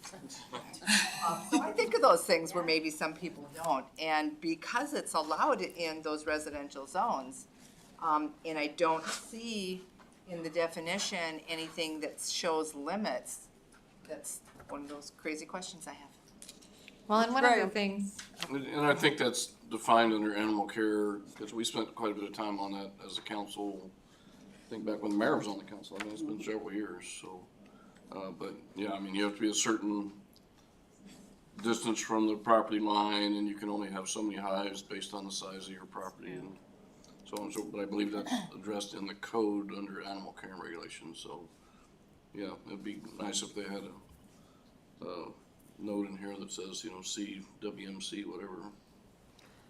and I think a lot of that too, so we did not, so one of the things we tried to do was we tried to stay within Band-Aid, but at this, you know, and not go through a lot of we didn't parse through all of the definitions or all of those pieces where you're getting your explanation of what do we look at when we're talking about, ranching, or how many horses you can keep, or what turns it into a farm? Like, all of those things you have regulated. So one thing I can say is Wasilla's regulated all of those things. I mean, very rarely do you find something that doesn't regulate, the amount of beehives. And I'm not pulling the file right now, but there is no hole. You guys, good job. You really laid things out. It's not always clear, though. There's lots of if this, then this happens. And so you end up, and we talked about that early on a little bit on what that looks like and the lack of clarity. I'm trying to think of a way to make this, I think we may need a segment. As much as I kind of wanted to just not do this until after the comp plan, I'm not sure that was realistic, because it makes it really hard to consider a use. And I don't think I really put this together as well as I should have, because you can't consider the use if you don't fully understand the restrictions on it, and then you can decide whether or not it's something you want to permit outright or put a use permit on. So I think we do need a segment where we're going to break it down into definitions and the specific uses, not just where they're allowed. And so I'll talk to, if it's okay with the bodies, I'll talk to the clerk's office, and we'll try to add that in. And that one hopefully will be a very small packet, and that it will just be giving you the pieces for the city's code, and then really talking about if those are clear. And we're not gonna, and this maybe, you may decide to go a different direction, but I don't think we should try to change that necessarily right now. I think but we should try to clarify it. So we'll work together to make sure you understand them and understand the definitions, and then I'm giving them to you and can talk about them and put flags in place for the Planning Commission when they're going through. But we don't tackle it before the comp plan. Or you are so infuriated by what they are and feel like they're gonna have such a big impact that we change course on that and do incorporate it, but at least that's my thought. Is there anybody who objects to that approach? Okay, Jamie, does that sound workable? Okay. All right, so we're gonna go back here, and I'm just gonna focus on I'm gonna skip things like coal bed methane extraction. And when we look at commercial for 10,000 gross, now I'm drawing a blank on what that means, but basically square feet or gross foot. Gross floor area. Floor area, thank you. I'm like, oh my goodness. All right, so we're looking at 10,000 or less. We're looking at excluded from residential 1, residential 2, allowed in rural residential, conditional use permit in multifamily, administrative approval in commercial, and use permits in industrial and public. I actually found this one interesting. It wasn't exactly what I anticipated seeing. So it's just something to think about. Make sure you look at your commercial use and think about the uses that are commercial in nature and have different permitting treatment in your district use chart. Communication equipment. That one is permitted everywhere by administrative approval except for single family where it requires a use permit. Convenience stores. Mr. Johnson. Communication equipment. So right now we use permit for single family. We don't need a use permit if I'm in a duplex or multifamily, so I can put up my 50-foot ham radio thing and blast everybody's TV out of existence. I think you really need to have a use permit for R2 and multifamily as well. All right, I'm gonna make a note here. Somebody's got to join Councilmember Johnson with these very specific comments on the uses. I have two. I have Commissioner Cottle with a question on beehives, but not, but not with, did not mean to call you out, but what I don't have for the beehives is a specific, I'd like to see a use permit in this district too. or something. Do you want me to add that so that Council Member Johnson is not alone in his, his comments? You know, likes to be alone. Yes, exactly. Support each other. All right.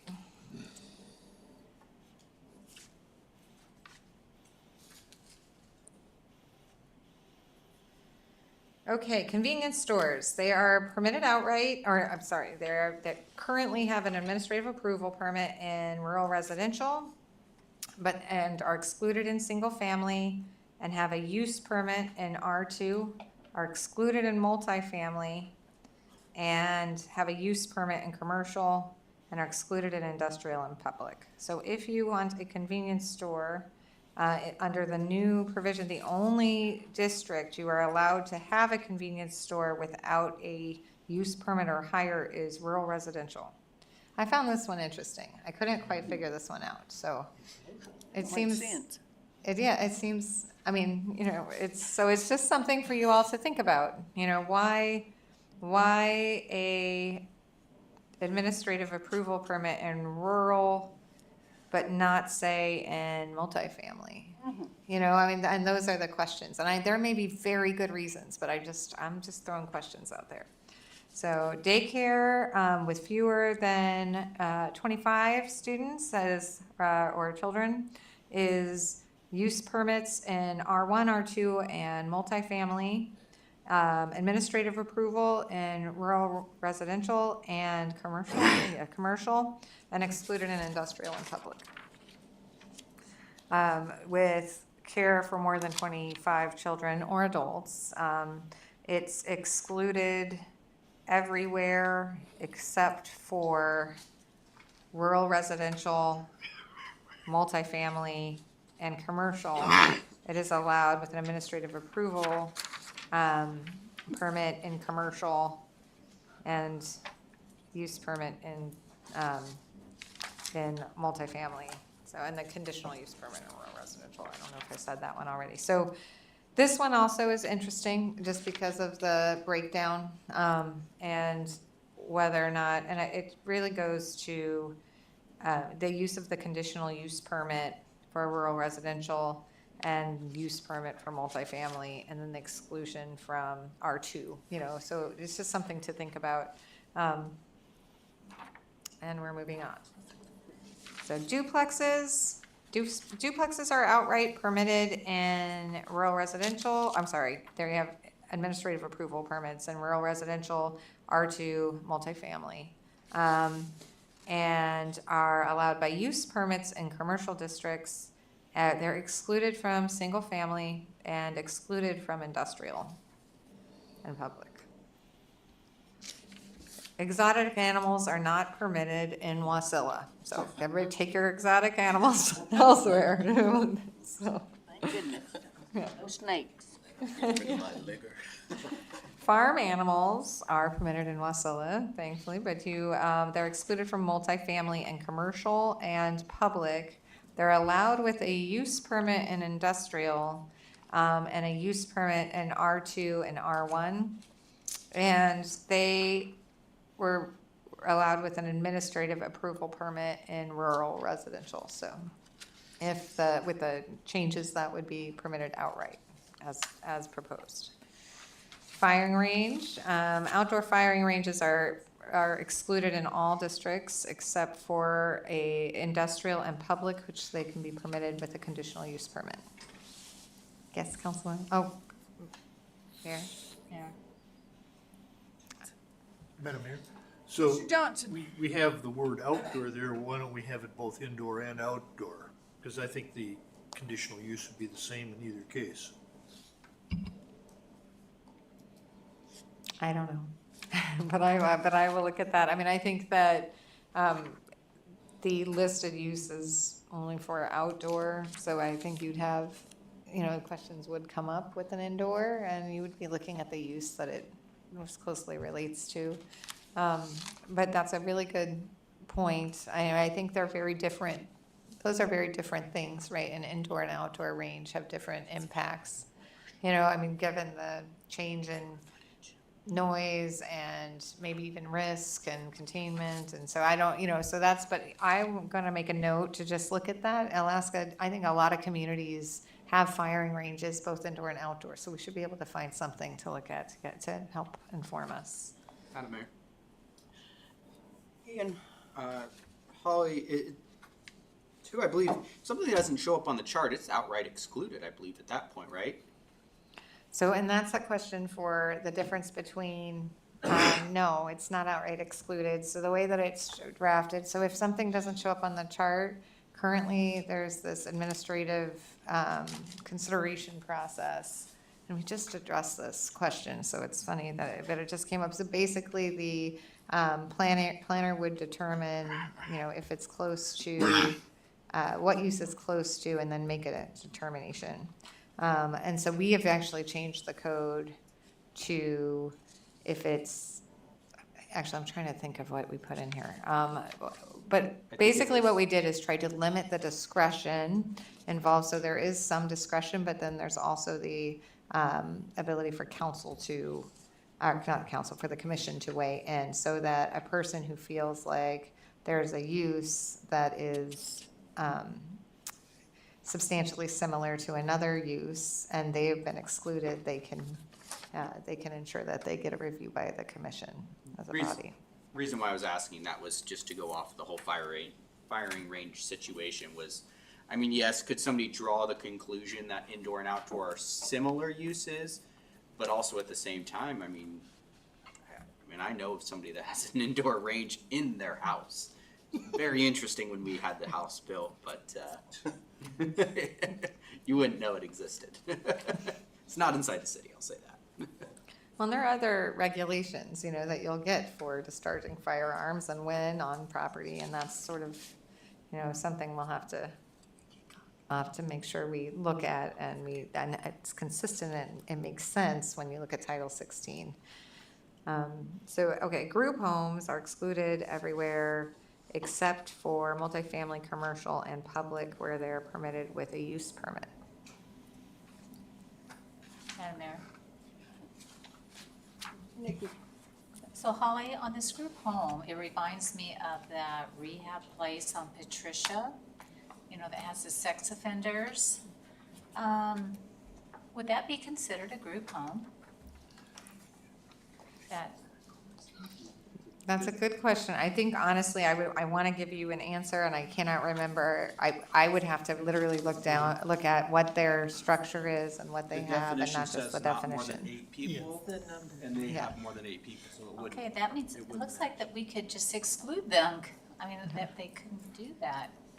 I know that we analyzed and we looked at all of these provisions, so if we want to have if we want to talk about it more, Okay. but I do know that we really, and a lot of this, and I do know we spent, with all of our facilities that are larger, we spend a lot of time with not only the number, but also the documentation and applications that we receive from them and the information in it, so I don't want to.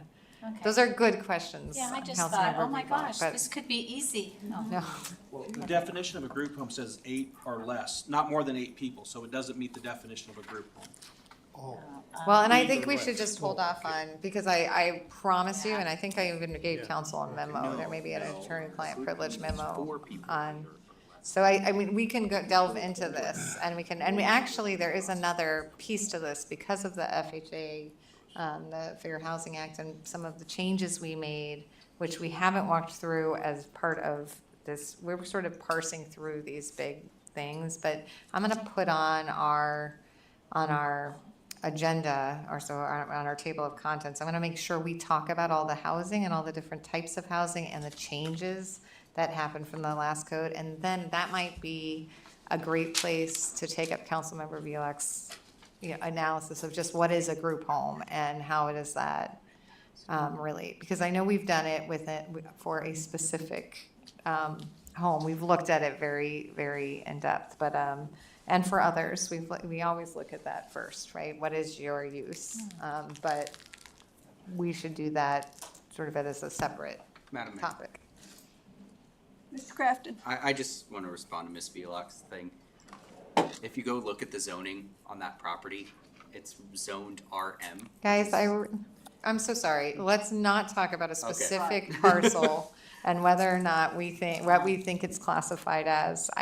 We can do that if we want to do that, but we need to do that properly noticed and because what we say then becomes part of the record. And I can assure you that you have a very diligent governing body, and I know that we have materials that march through this based on very astute questions asked by the council over the last couple years. So I'll talk to the clerk's office too about making sure we flag that and that I don't forget to raise those housing classifications. Does anybody have any, does that work, Councilmember Vilak, if we kind of separate that piece out? Okay. Also, we are not going to meet our 8 o'clock deadline if we don't stay focused. I know. All right, so helipads. We don't need to spend much time on helipads. This doesn't come up very often. So let's move on. I'm going to try to pick out the ones that I just really want you to think about. Why was heavy equipment removed? Is it somewhere else in here that it was a duplicate or something? Heavy equipment heavy equipment is personal property. It's not a use. It's a object.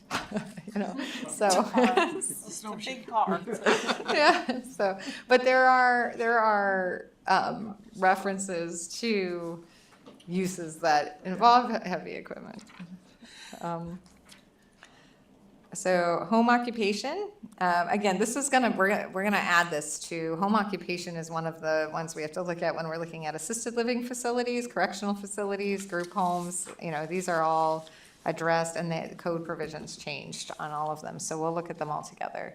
Hotels, that one I want you to pay attention to because again, we're not even at short-term rentals, which, but that one is, hotels are excluded everywhere except for permitted by administrative approval in the commercial district. And, that's unusual to see them completely restricted everywhere unless you have a very large commercial district, right? Or an area that, so it's something to think about. And so I don't think the rest of these, except for mobile vendor, which that one is coming out, I think, because it's going to licensing. So, all right. So I think my inclination, I'm trying to decide, and maybe we need to take a, sort of get a feel for where people are. We're not even at short-term rentals. We are about at 8 o'clock. I'm almost done with the district use chart. I'm wondering if you want to have sort of a quick overview on short-term rentals with maybe some direction on what to consider, and maybe we can continue the work session on short-term rentals, or we can combine it.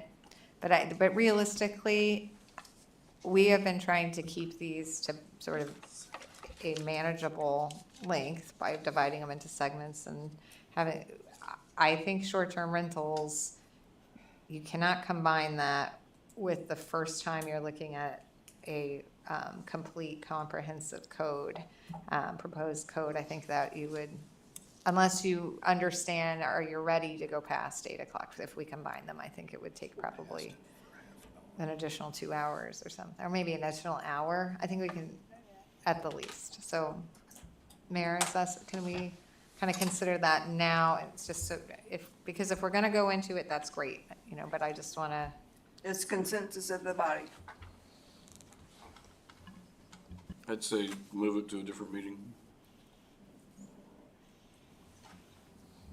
Anybody else want to input? Madam Mayor, I'd say move it to another meeting. I would say we're here. Give or take an hour, I think would be okay. We're already here. But I do have to pick a kid up at 9 at Wasilla High School, so just so you know. You're not here by 9. Madam Mayor, I'd ask if we could shorten the overview, at least that way it's not a new introduction. It's a, hey, here's some points to think about. That way when we come back to it next time, we've got some that we can bite into. I think that might be better. So not an hour, but like 15 minutes. No pressure. So demanding. Yeah, no, I can do that. Flipping the timer. Done. Give him an hourglass. Continue, Holly. Okay, so my understanding is we're gonna finish our district use discussion, and I'm going to then, so we'll finish the district use discussion and then give it like a 15-minute overview so everyone's focused on where we wanna go for short-term rentals. Yes, okay.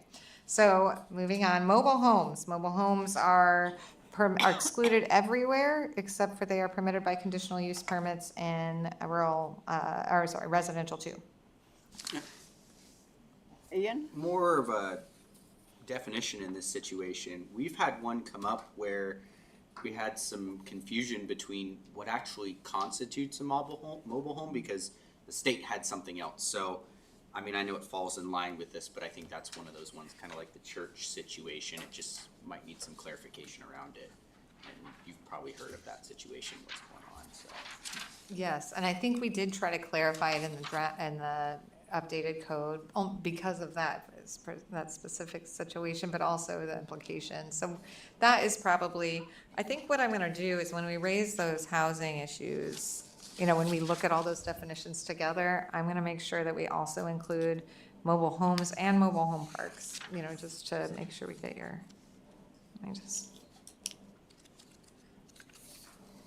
And mobile homes are considered to be personal property, are they not real property? So mobile homes, I mean, that's the question, that's what was raised with the state, but it was really how we prohibit the use of mobile homes and how we define the mobile home base. And whether or not they're personal or real properties, actually, it's dealt with differently in various provisions and also across different jurisdictions. It's sort of a choice, you know, but for us, it's the prohibitions that we placed on mobile homes and their use as an accessory dwelling within the city that has raised some issues. So motels are excluded everywhere except for commercial where they're permitted by administrative approval permits. Multifamily is excluded in industrial, public, rural residential, and R1. But it is permitted by a use permit and in commercial and R2, and it's permitted by administrative approval in multifamily. Playfields are excluded in industrial, and they're allowed everywhere else with a use permit. Poultry is, I'm going to skip poultry. Smart.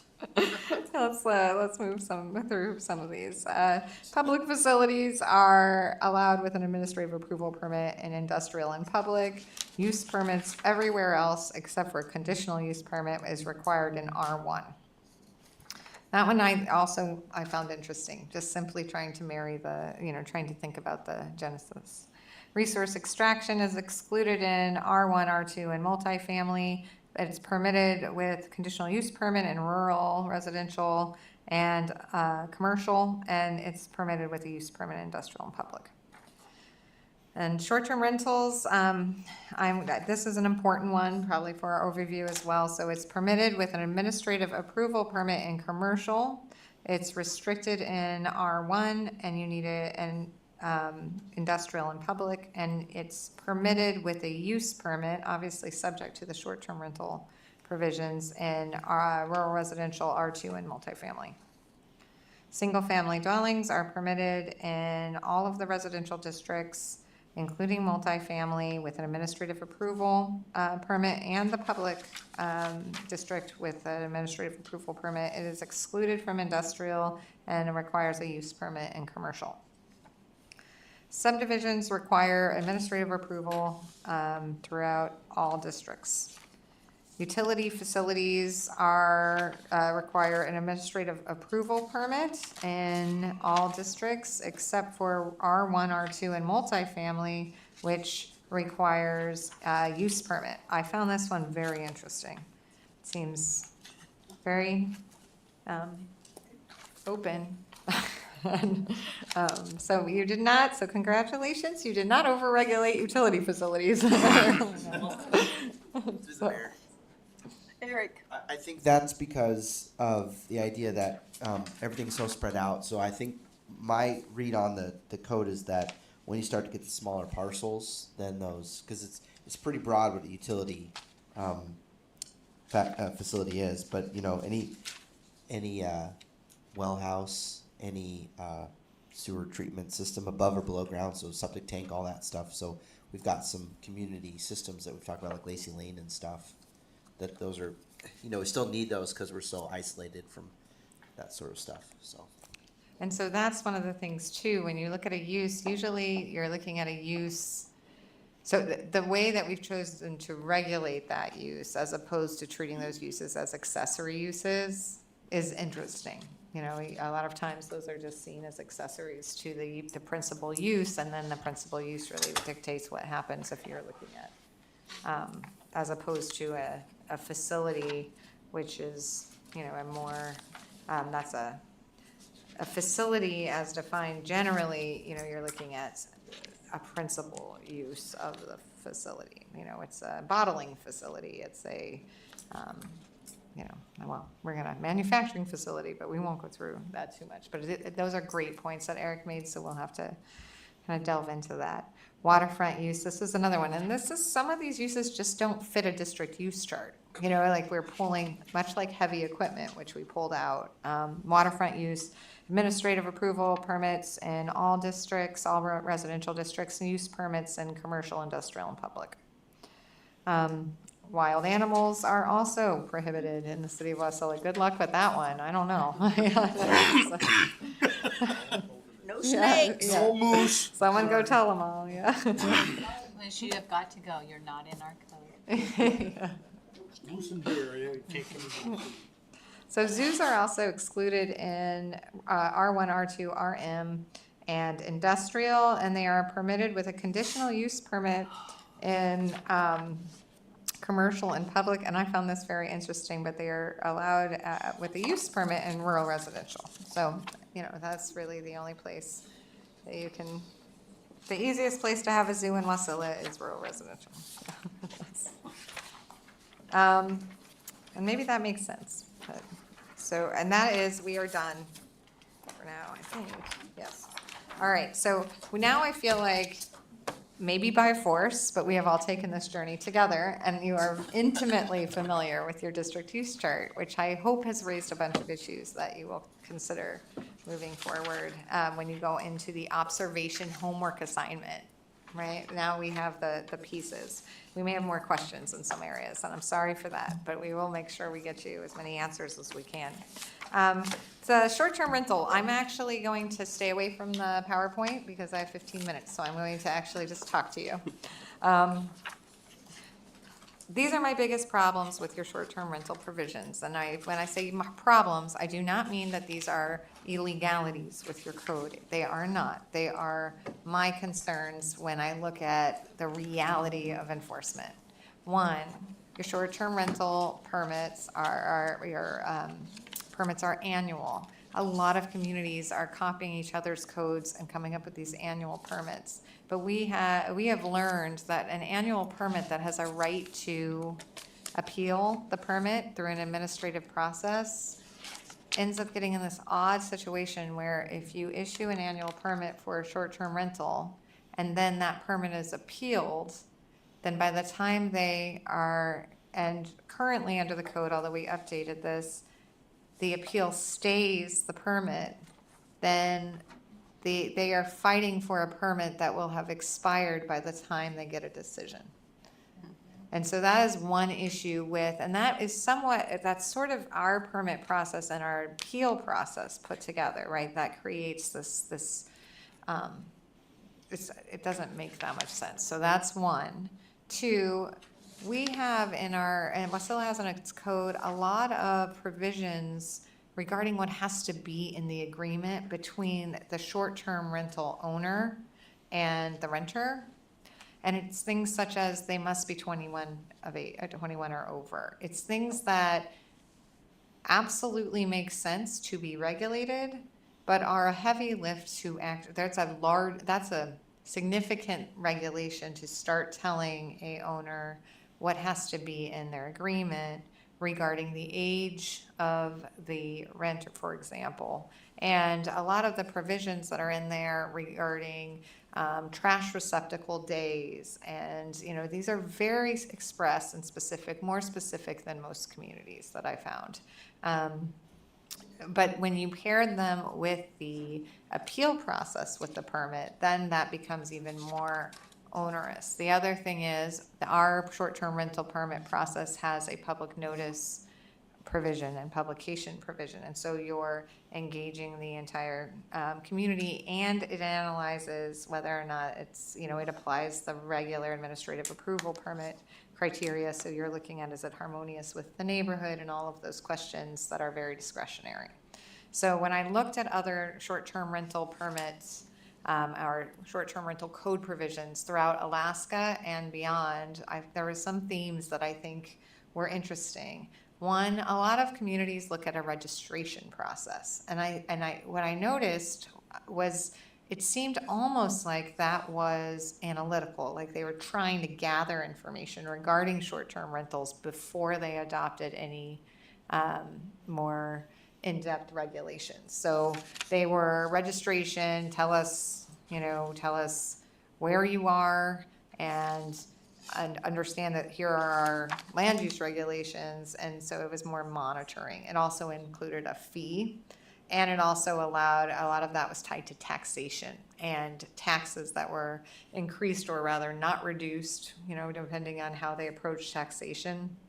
And we're talking sales tax. So that is something that I noticed in a lot of provisions. The other one is a lot of provisions would require a local contact, and would require registration, require a business license, compliance with all laws, and including tax laws, and then would deal with parking, and that was it. So I saw a lot of them that did that. We have a restriction on exactly how many short-term rental permits that we will issue. I did not see that often.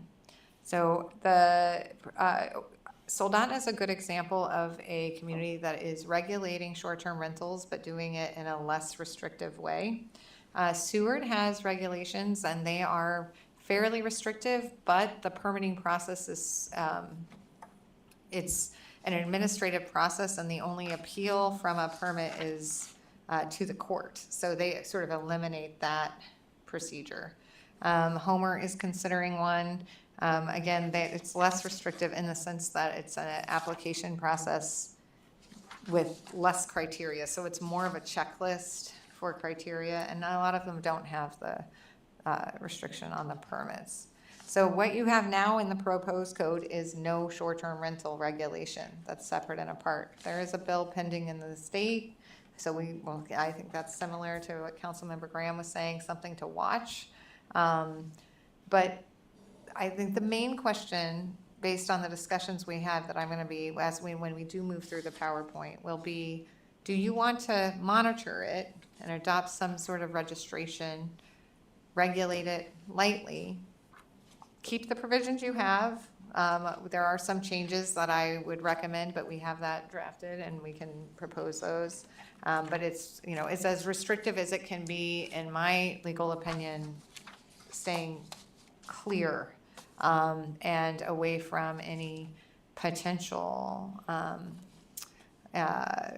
criteria that's inconsistent with the law. So we can have that conversation if you decide to keep the code you have. So those are the questions. This is another spectrum, and together hopefully we'll make a decision on where you kind of want to land on the spectrum, and then we will draft it accordingly. Oh, I have 4 more minutes. Does anybody have any questions?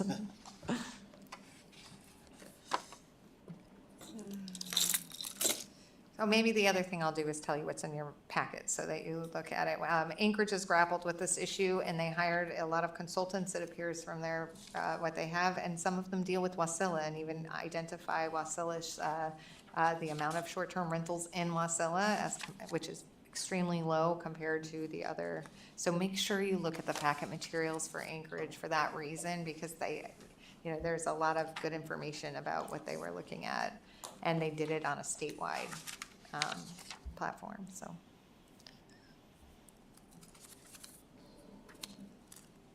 I feel like I've exhausted you all. Everybody says to me. I know this is hard, and I know it's very nebulous, you know, it takes, but I really think that that's how we're gonna end up with the best code. So I really am very grateful that you guys have been patient with me and hung in there tonight, so thank you. Okay.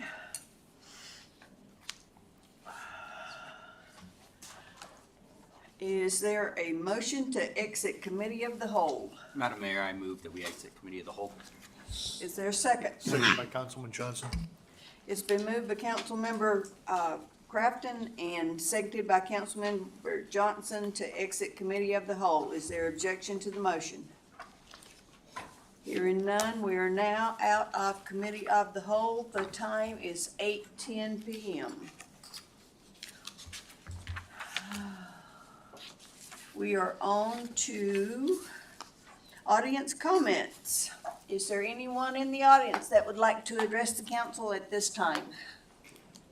Seeing none, we will close audience comments, bring you back to the dais. Madam Clerk. Thank you, Madam Mayor. I actually have a few things this evening. Holly, are we still on for our March 6th next joint meeting? And maybe we'll take up short-term rentals? Would that work if we take up short-term rentals at that one? Since we already have it scheduled.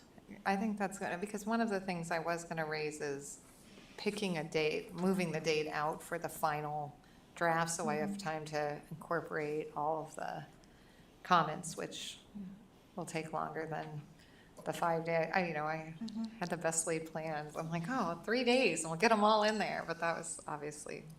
Why don't we, on March 6th, if there's no objection from the body, we'll plan on short-term rentals, and then maybe some of the questions, if they're easy to answer, that you got tonight on the district use chart. What about definitions too? Could we add definitions to that one? Does that sound okay? And then the other thing, not to cause a hornet's nest, but really 2 hours is not a very long time when we start at 6 to 8. How do the bodies feel about starting earlier in the day? Or how does staff feel about that as we schedule these meetings? Or do we like the 6 to 8 or 6 to 9? I'm good either. We're doing 5. Matter to me. Madam Mayor, you will be mad at me, but no, I work, so, listen, this doesn't pay the bills. Yeah. Just saying. But also, on a side note, I will have to call in anyways on the March 6th. Okay. Just so we know. Okay, perfect. So we'll keep March 6th, and then as we work through this, we will schedule later meetings, Holly, for just kind of how we're going. Does that sound okay to the body?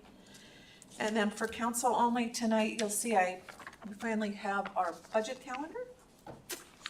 And so I highlighted the dates, any of the special meeting, and I even did a couple regular meetings in there, so you have that. I did want you to note that on May 18th, that's actually a Saturday session at 10 a.m. So that's something different this year. Mark your calendars for that. And council and I will meet at a special meeting, and I'll put this all in an email to you according to the schedule, March 18th, and that's when we'll talk about our council clerk and records management budgets. Okay? The wrong date. It's a Monday. That's a Monday night. March 18th is a Monday night. No, I said in here. If you look forward here in your schedule, you'll see May 18. Oh, May 18. I heard March. Yeah, too. I'm sorry, maybe I said March. I'm like, wait a minute. Okay, I got you. So look at that. Gotcha. So as you go through it, you do have one Saturday session. On our vacancy, so I've kind of come up with a schedule I just wanted to share with council. We're running some notices per our policy. We're running some notices in the frontiersman. We're going to have an application period of March 11th through 5 o'clock on March 19th. We'll let the packet out, so we'll gather all the applications. Packet will be released to you guys on 3/20, and then we'll have a special meeting on 3/27 at 6 o'clock, and that's where you'll do the interviews and make the appointment. And of course, in addition to the newspaper, we have it all online and then on social media.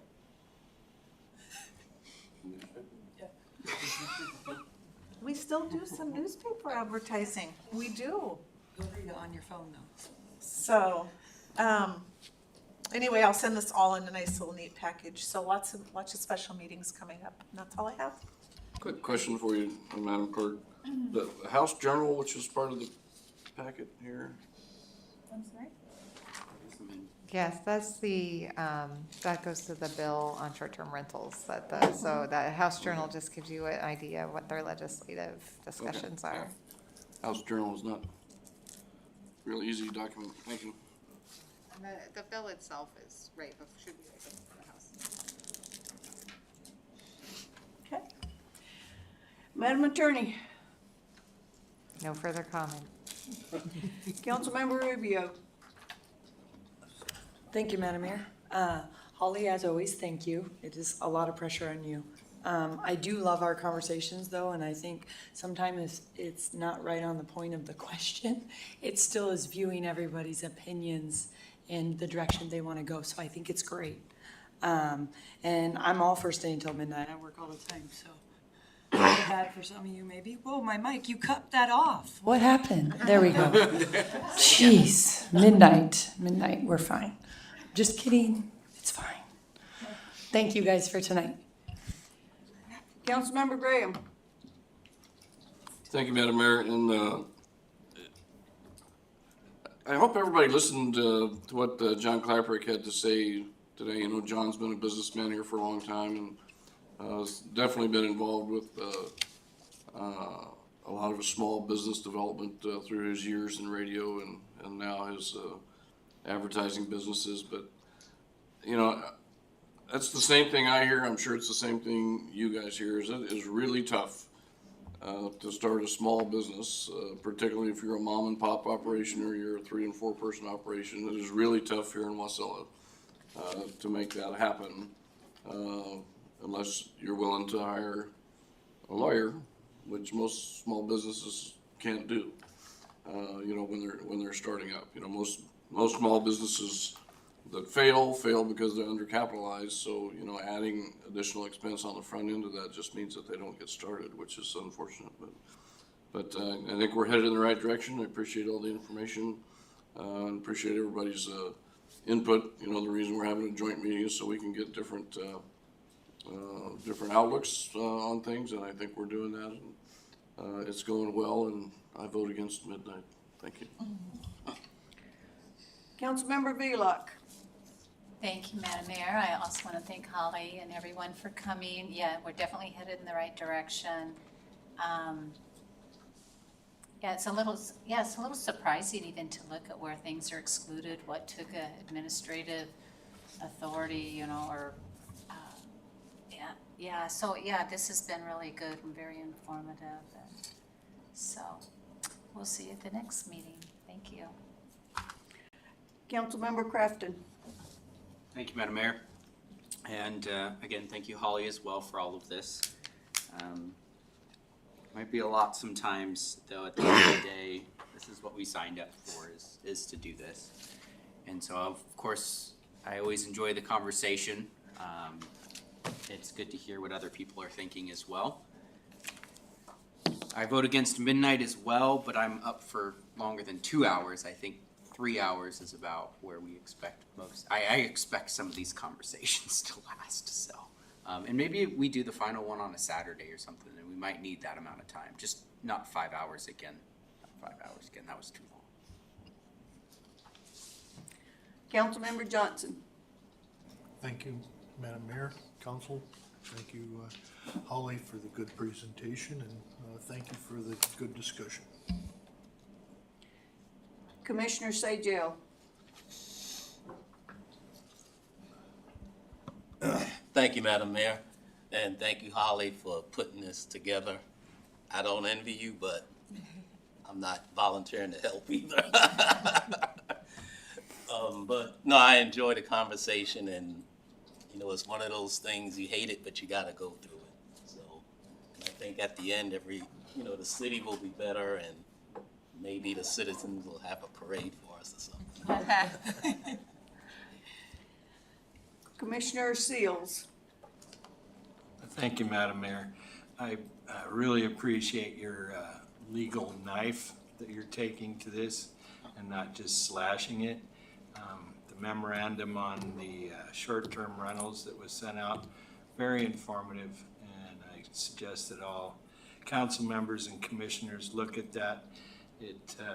It's hard to read all the legalese, but it shows what we need to really do. Thank you all. Commissioner Stafford. Yeah, like Stu, I'm glad that John came here tonight, and I'd really almost like to hear from more business people in Wasilla. I mean, we all have blind spots on exactly what they're dealing with, so hopefully future meetings, more business leaders will come out and share in the public participation, but it was good to hear from John. Commissioner Cottle. Thank you, Madam Mayor.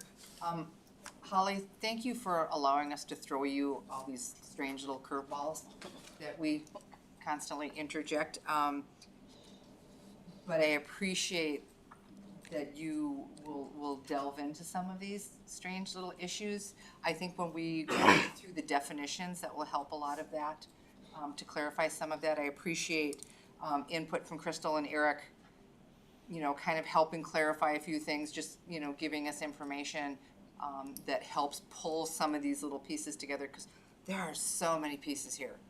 And I think we all know in this big giant puzzle, there's some missing pieces that we need to find and fill in and fix. I think the information that you gave us on the short-term rentals, and the information on Anchorage's studies and what other communities have done is really good information. I think our next meeting is going to have some very lively conversations about short-term rentals. We may find that we have some very different outlooks on what we think it should be. But I appreciate, I can't imagine the work that you put into this. I'm very thankful it's not me doing, you know, some of this very intricate work, but I appreciate it very much, and I thank you for that. Okay. Holly, I do appreciate your work. Hopefully, the ones of us that's got the Juno crud will be rid of it by the time the next meeting, you know. And poor Eric's got it, and he wasn't even in Juno. So, but anyway, I do wonder, though, when we have the update on our comprehensive plan, how much of that is going to affect all of this? So, do we, how do we tread those waters? I don't know, but I wonder about that. So, anyway, that's all I have. I appreciate all you guys, trust me. I know me and Stu and Nikki and Eric have all got the whatevers, I call it the Juno crud because I didn't have it till I went down there. We all come back sick. So anyway, but thank you all for your time. And with nothing further to come before the council, we are adjourned at 8:22.